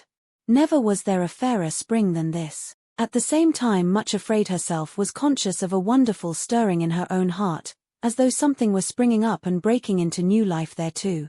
The feeling was so sweet, yet so mixed with pain that she hardly knew which predominated. She thought of the seed of love which the shepherd had planted in her heart, and half afraid and half eager, she looked to see if it had really taken root and was springing up. She saw a mass of leaves, and at the end of the stem a little swelling which might almost prove to be a bud. As Much Afraid looked at it, another stab went through her heart, for she remembered the words of the shepherd that when the plant of love was ready to bloom she would be loved in return and would receive a new name up there on the high places. But here she was, still far away from them, indeed farther than ever before, and with apparently no possibility of going there for a long time to come. How could the shepherd's promise prove true? When she thought of that, her tears fell again. You may think that Much Afraid was altogether too much given to shedding tears, but remember that she had sorrow for a companion and teacher. There is this to be added, that her tears were all in secret, for no one but her enemies knew about this strange journey on which she had set out. The heart knoweth its own sorrow, and there are times when, like David, it is comforting to think that our tears are put in a bottle and not one of them forgotten by the one who leads us in paths of sorrow. But she did not weep for long, for almost at once she caught sight of something else, a gleam of gold. Looking closer, what should she see but an exact replica of the little golden flower which she had found growing near the pyramids in the desert. Somehow it had been transplanted and was actually growing in her own heart. Much Afraid gave a cry of delight, and the tiny golden thing nodded and said in its little golden voice, "Behold me, here I am, growing in your heart, acceptance with joy." Much Afraid smiled and answered, "Why, yes, of course, I was forgetting," and she knelt down there in the wood, put a pile of stones together and laid sticks on them. As you have noticed, altars are built of whatever materials lie close at hand at the time. Then she hesitated. What should she lay on the altar this time? She looked at the tiny swelling on the plant of love which might be a bud and again might not, then she leaned forward, placed her heart on the altar and said, "Behold me, here I am, thy little handmaiden, acceptance with joy, and all that is in my heart is thine." This time, though there came a flame of fire and burned up the sticks, the bud was still on the stem of the plant. Perhaps, thought Much Afraid, because it was too small to offer. But nevertheless something lovely had happened. It was as though a spark from the flame had entered her heart and was still glowing there, warm and radiant. On the altar among the ashes was yet another stone for her to pick up and put with the rest, so now there were 6 stones of remembrance lying in the bag she carried. Going on their way, in a very short time they came to the edge of the wood and she uttered a cry of joy, for who should be standing there, waiting to meet them, but the shepherd himself. She ran toward him as though she had wings on her feet. "Oh, welcome, welcome, 1,000 times welcome," cried Much Afraid, tingling with joy from head to foot. "I am afraid there is nothing much in the garden of my heart as yet, shepherd, but all that there is yours to do with as you please." "I have come to bring you a message," said the shepherd. "You are to be ready, Much Afraid, for something new. This is the message, now shalt thou see what I will do." Exodus chapter 6, verse 1. The color leaped into her cheeks, and a shock of joy went through her, for she remembered the plant in her heart and the promise that when it was ready to bloom she would be up on the high places and ready to enter the kingdom of love. "Oh shepherd," she exclaimed, almost breathless with the thought. "Do you mean that I am really to go to the high places at last?" "Really, at last?" She thought he nodded, but he did not answer at once, but stood looking at her with an expression she did not quite understand. "Do you mean it?" she repeated, catching his hand and looking up at him with almost incredulous joy. "Do you mean you soon will be taking me to the high places?" This time he answered, "Yes," and added with a strange smile, "Now shalt thou see what I will do." Chapter 9. Great Precipice Injury. After that, for a little while Much Afraid had a song in her heart as she walked among the fields and orchards and the low hills of the country to which they had come. It hardly seemed to matter now that sorrow and suffering were still with her because of the hope leaping up in her heart that soon they would cease to be her companions altogether, for when she came to the mountains again and they had helped her up to the high places she would need them no longer. Neither did it matter that the path they followed still led southward, twisting among the hills and leading through quiet valleys, because she had the shepherd's own promise that soon it would lead her back to the eastern mountains and to the place of her heart's desire.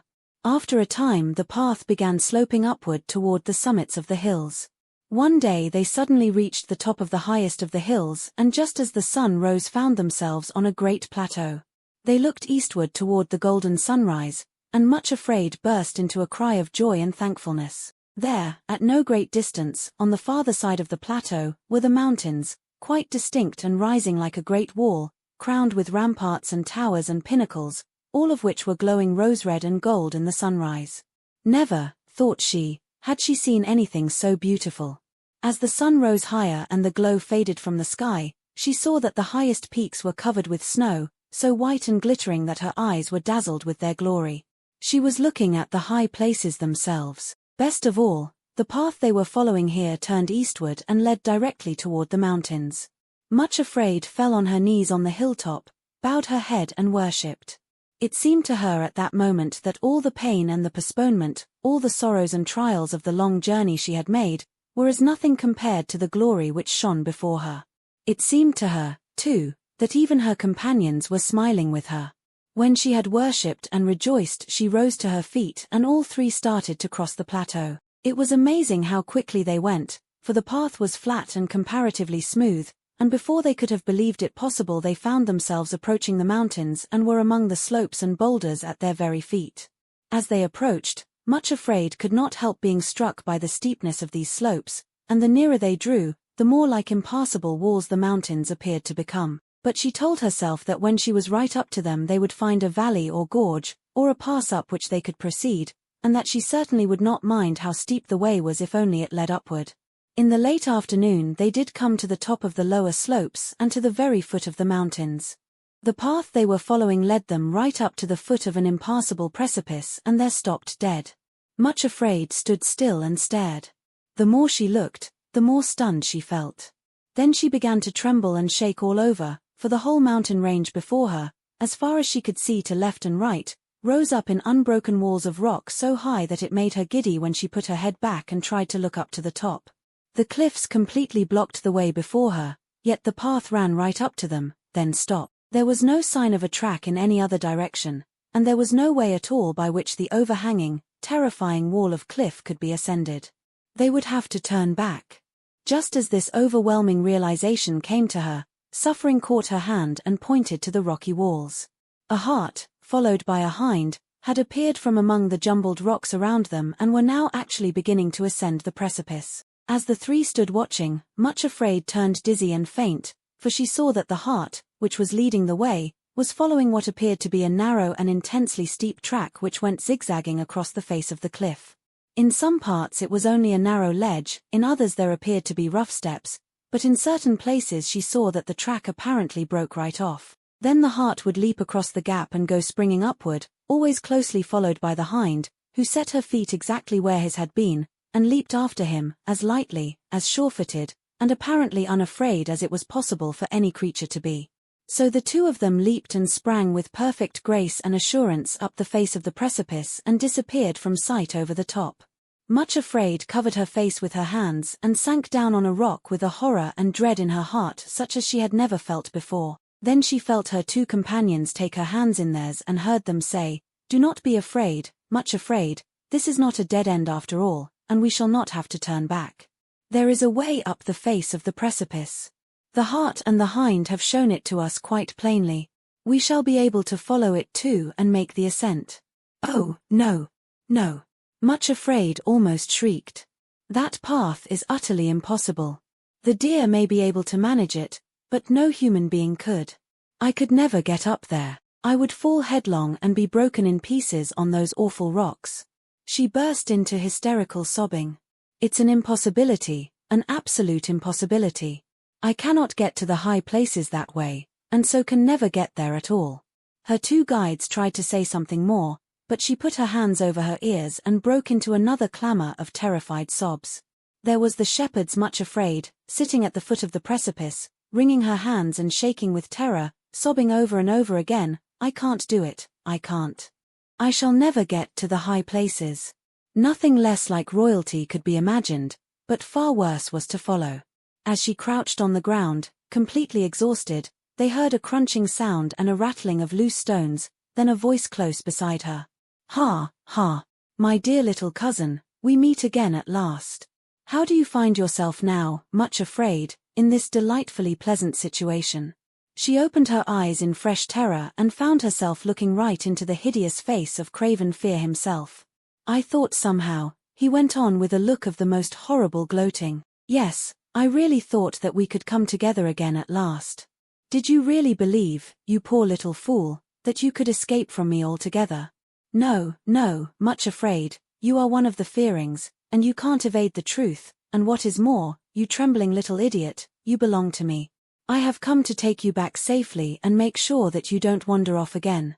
I won't go with you, gasped Much Afraid, too shocked by this awful apparition to have her wits about her. I absolutely refuse to go with you.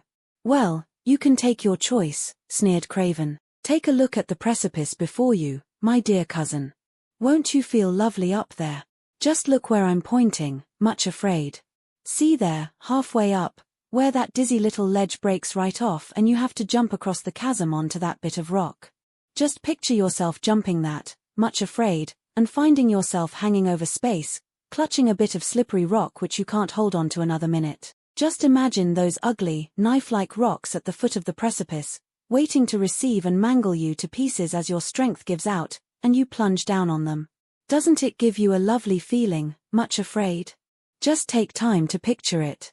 That's only one of many such broken places on the track, and the higher you go, you dear little fool, the farther you will have to fall. Well, take your choice. Either you must go up there, where you know that you can't, but will end in a mangled heap at the bottom, or you must come back and live with me and be my little slave ever afterward. And the rocks and cliffs seemed to echo again with his gloating laughter. Much Afraid, said the two guides, stooping over her and shaking her by the shoulder gently but firmly. Much Afraid, you know where your help lies. Call for help. She clung to them and sobbed again. I am afraid to call, she gasped. I am so afraid that if I call him, he will tell me that I must go that way, that dreadful, dreadful way, and I can't. It's impossible. I can't face it. Oh, what shall I do? Whatever shall I do? Sorrow bent over her and said very gently but urgently, you must call for him, Much Afraid. Call at once. If I call him, shuddered Much Afraid through chattering teeth, he will tell me to build an altar, and I can't. This time I can't. Craven Fear laughed triumphantly and took a step toward her, but her two companions put themselves between him and his victim. Then Suffering looked at Sorrow, who nodded back. In answer to the nod, Suffering took a small but very sharp knife which hung at her girdle, and bending over the crouching figure, pricked her.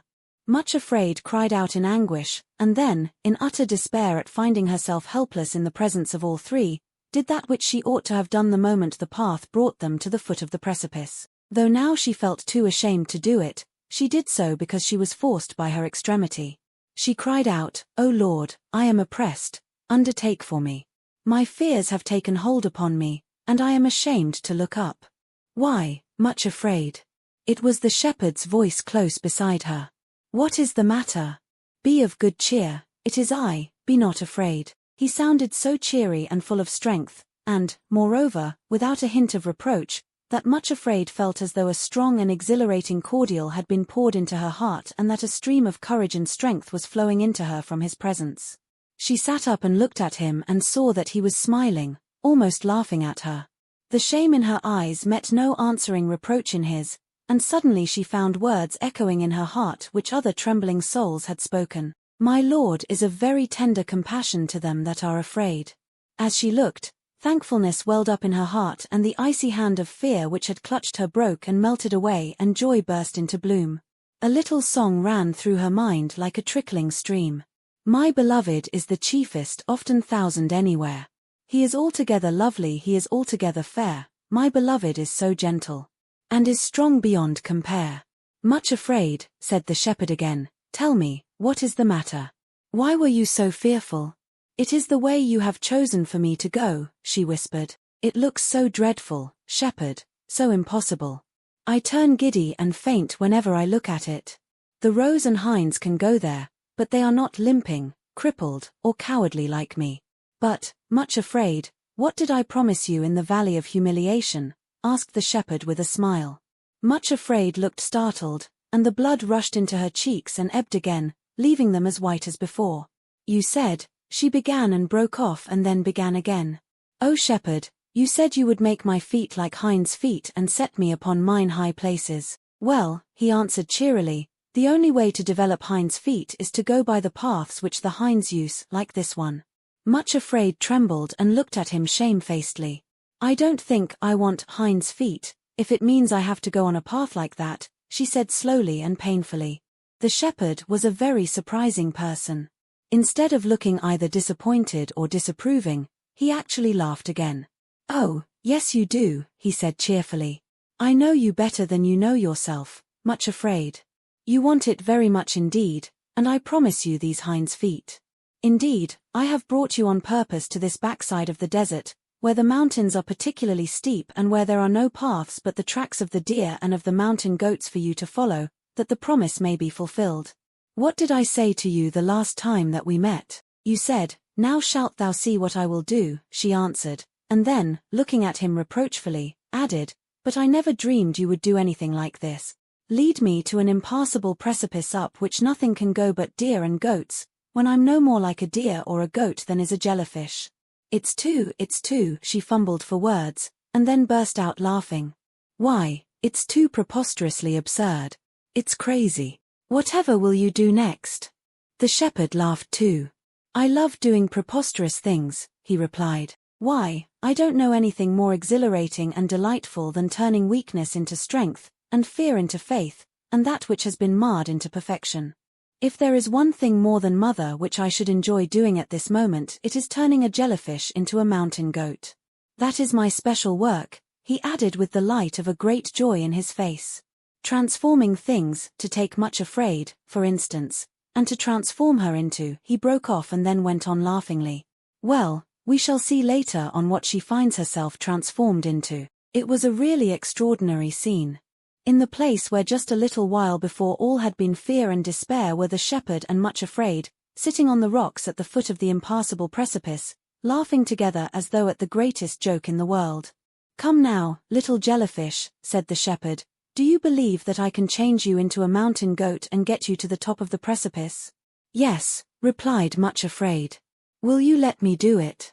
Yes, she answered, if you want to do such a crazy and preposterous thing, why certainly you may. Do you believe that I will let you be put to shame on the way up? Much Afraid looked at him and then said something that she had never been willing to say before. I don't think I mind so very much if you do, only have your will and way in me, shepherd. Nothing else matters. As she spoke, something lovely happened. A double rainbow appeared above the precipice, arching it completely, so that the zigzag path up which the roe and the doe had gone was framed in the glowing colors. It was such a beautiful and extraordinary sight that Much Afraid gasped with wonder and delight, but there was something else about it which was almost more wonderful. She saw that Sorrow and Suffering, who had drawn aside while the shepherd spoke to her, were standing one at either side of the path, and where the ends of the rainbow touched the earth, one touched Suffering and the other Sorrow.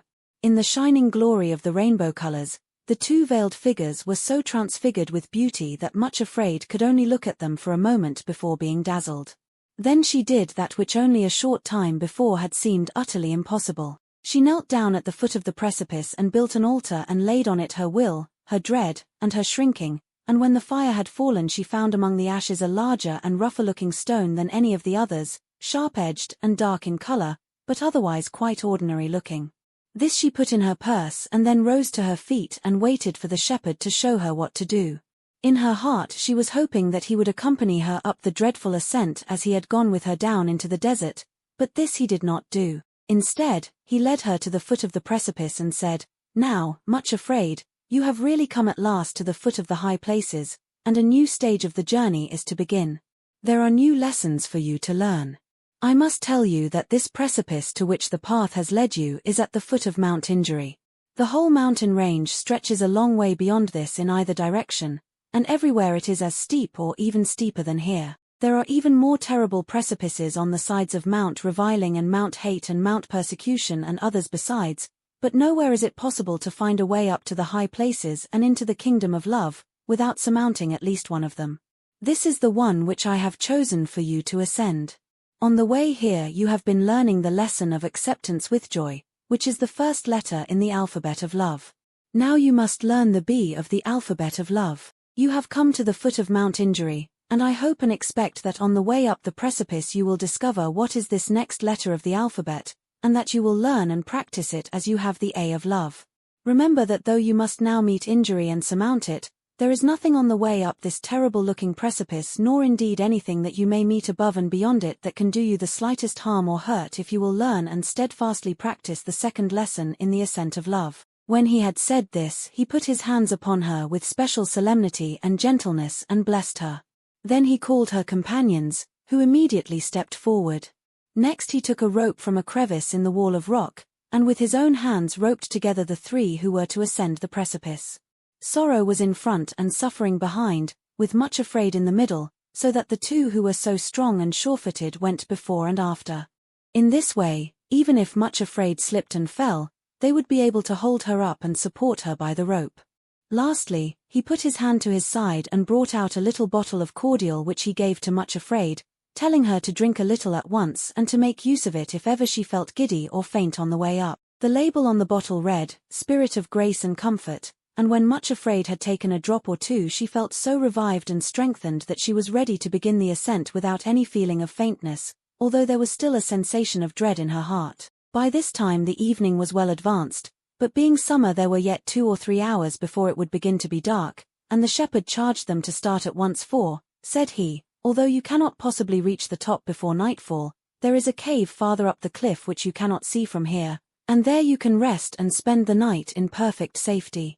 If you stay down here at the foot of the precipice your enemies will most certainly steal upon you and seek to do you harm. However, they will not follow you up this track, and while you are going up you will be beyond their reach. Though I doubt not, he added warningly, that you will meet them again when you have reached the top. With that he smiled encouragingly upon them, and immediately Sorrow put her foot upon the first step of the narrow little track which zigzagged up the face of the cliff. Much Afraid followed next, and then Suffering, and in a moment or two they were beginning the ascent. Chapter 10. Ascent of the Precipice Injury. Once on the track, Much Afraid discovered to her surprise and deep thankfulness that it was not nearly so appalling in actual fact as it had seemed in anticipation. Steep, difficult, and slippery it certainly was, and also painfully narrow, but the feeling of being securely roped to her strong companions was very reassuring. Also, the cordial of the Spirit of Grace and Comfort which she had just drunk kept her from feeling giddy and faint when she looked over the edge, the thing she had most dreaded. Moreover, for the first half hour of their ascent the rainbow still shone above them, and though the shepherd had disappeared from view Much Afraid had a lovely sense that he was still close beside them. She did not look down unless obliged to do so, but once quite soon after they had started she had to wait in a little niche in the rock at one of the difficult places while Sorrow felt her way forward and Suffering waited in the rear. Just then, she looked down, and felt very thankful indeed that the shepherd had charged them to start the ascent that evening and not spend the night down below.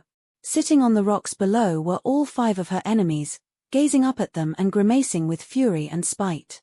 Indeed, as she looked she was startled to see Self-Pity, who always looked less ugly and dangerous than his companions, stoop down and pick up a sharp stone which he flung at her with all his might. Fortunately they were already practically out of reach of stone throwing, but the jagged piece did hit the cliff just below her, and Much Afraid was greatly relieved when she felt Sorrow pull gently on the rope to tell her that she now could move forward. She remembered the shepherd's warning that she was likely to meet these enemies again when the precipice was surmounted, though how they would get up onto the Mount Injury she did not know, only that there must be some other way which they could use. So the 3 of them climbed higher and higher while the shadows thrown by the cliffs lengthened over the plain below and the sun went down in a blaze of glory beyond the desert and the great sea. From the height which they had now reached they could plainly see the western sea, along the shores of which they had travelled for so long. The track they followed wound up and ever upward, back and forth across the face of the cliff, and though it was crumbling and even broken in some places, Much Afraid was tremendously relieved to find that nowhere at all was it too difficult. Not even at the spot halfway up the cliff which Craven Fear had so particularly pointed out to her. On arriving there just as darkness fell, she found that though the path had indeed broken right away, a plank had been laid across the gap and a rope placed through iron rings in the rock face to form a handrail to which she could cling as she walked across the narrow bridge. The hart and the hind, of course, had disdained such unnecessary assistance and had leaped across the chasm, making it look as though there was nothing there.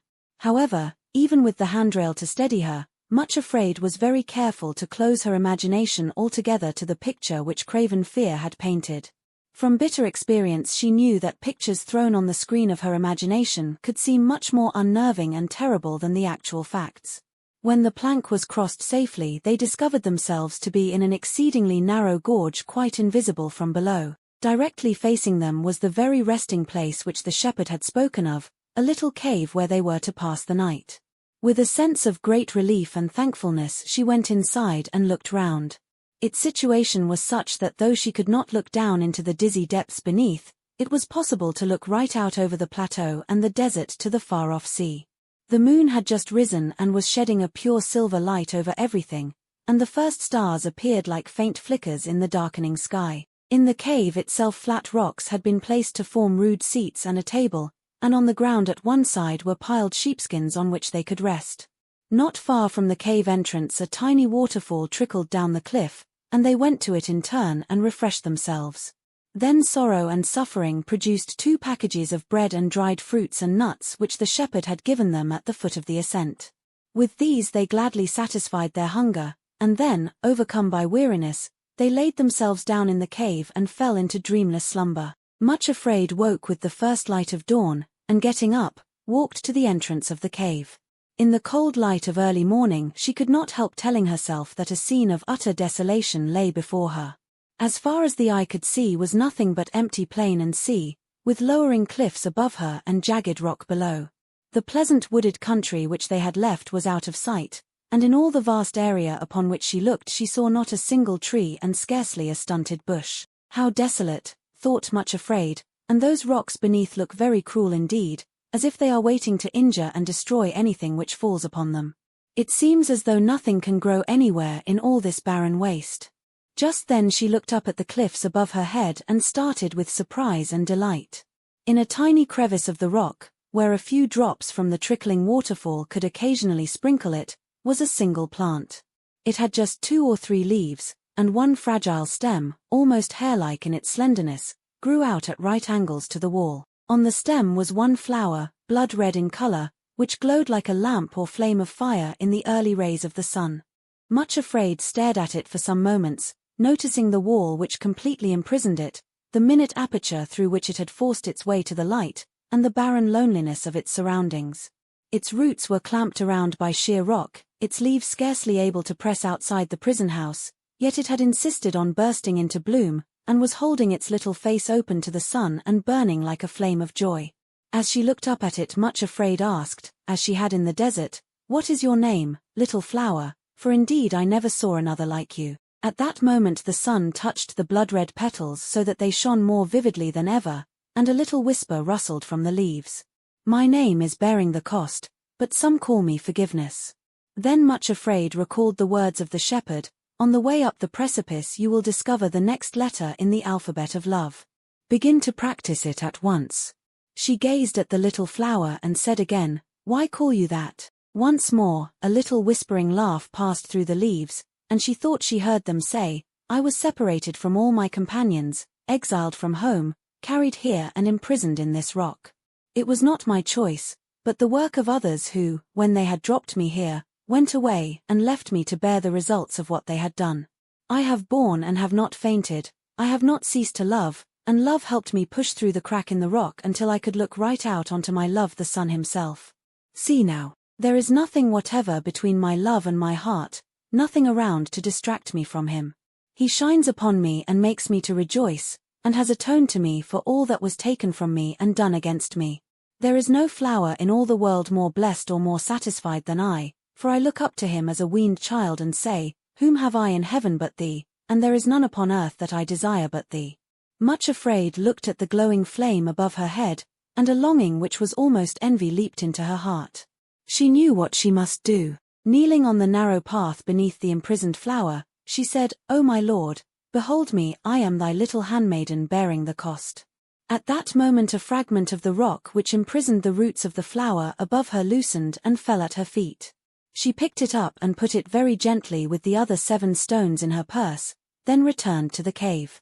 Sorrow and Suffering were waiting for her with a further supply of bread and raisins and nuts, and after they had given thanks and had eaten, they roped themselves together again and continued up the precipice. After a little they came to a place which was very steep and slippery.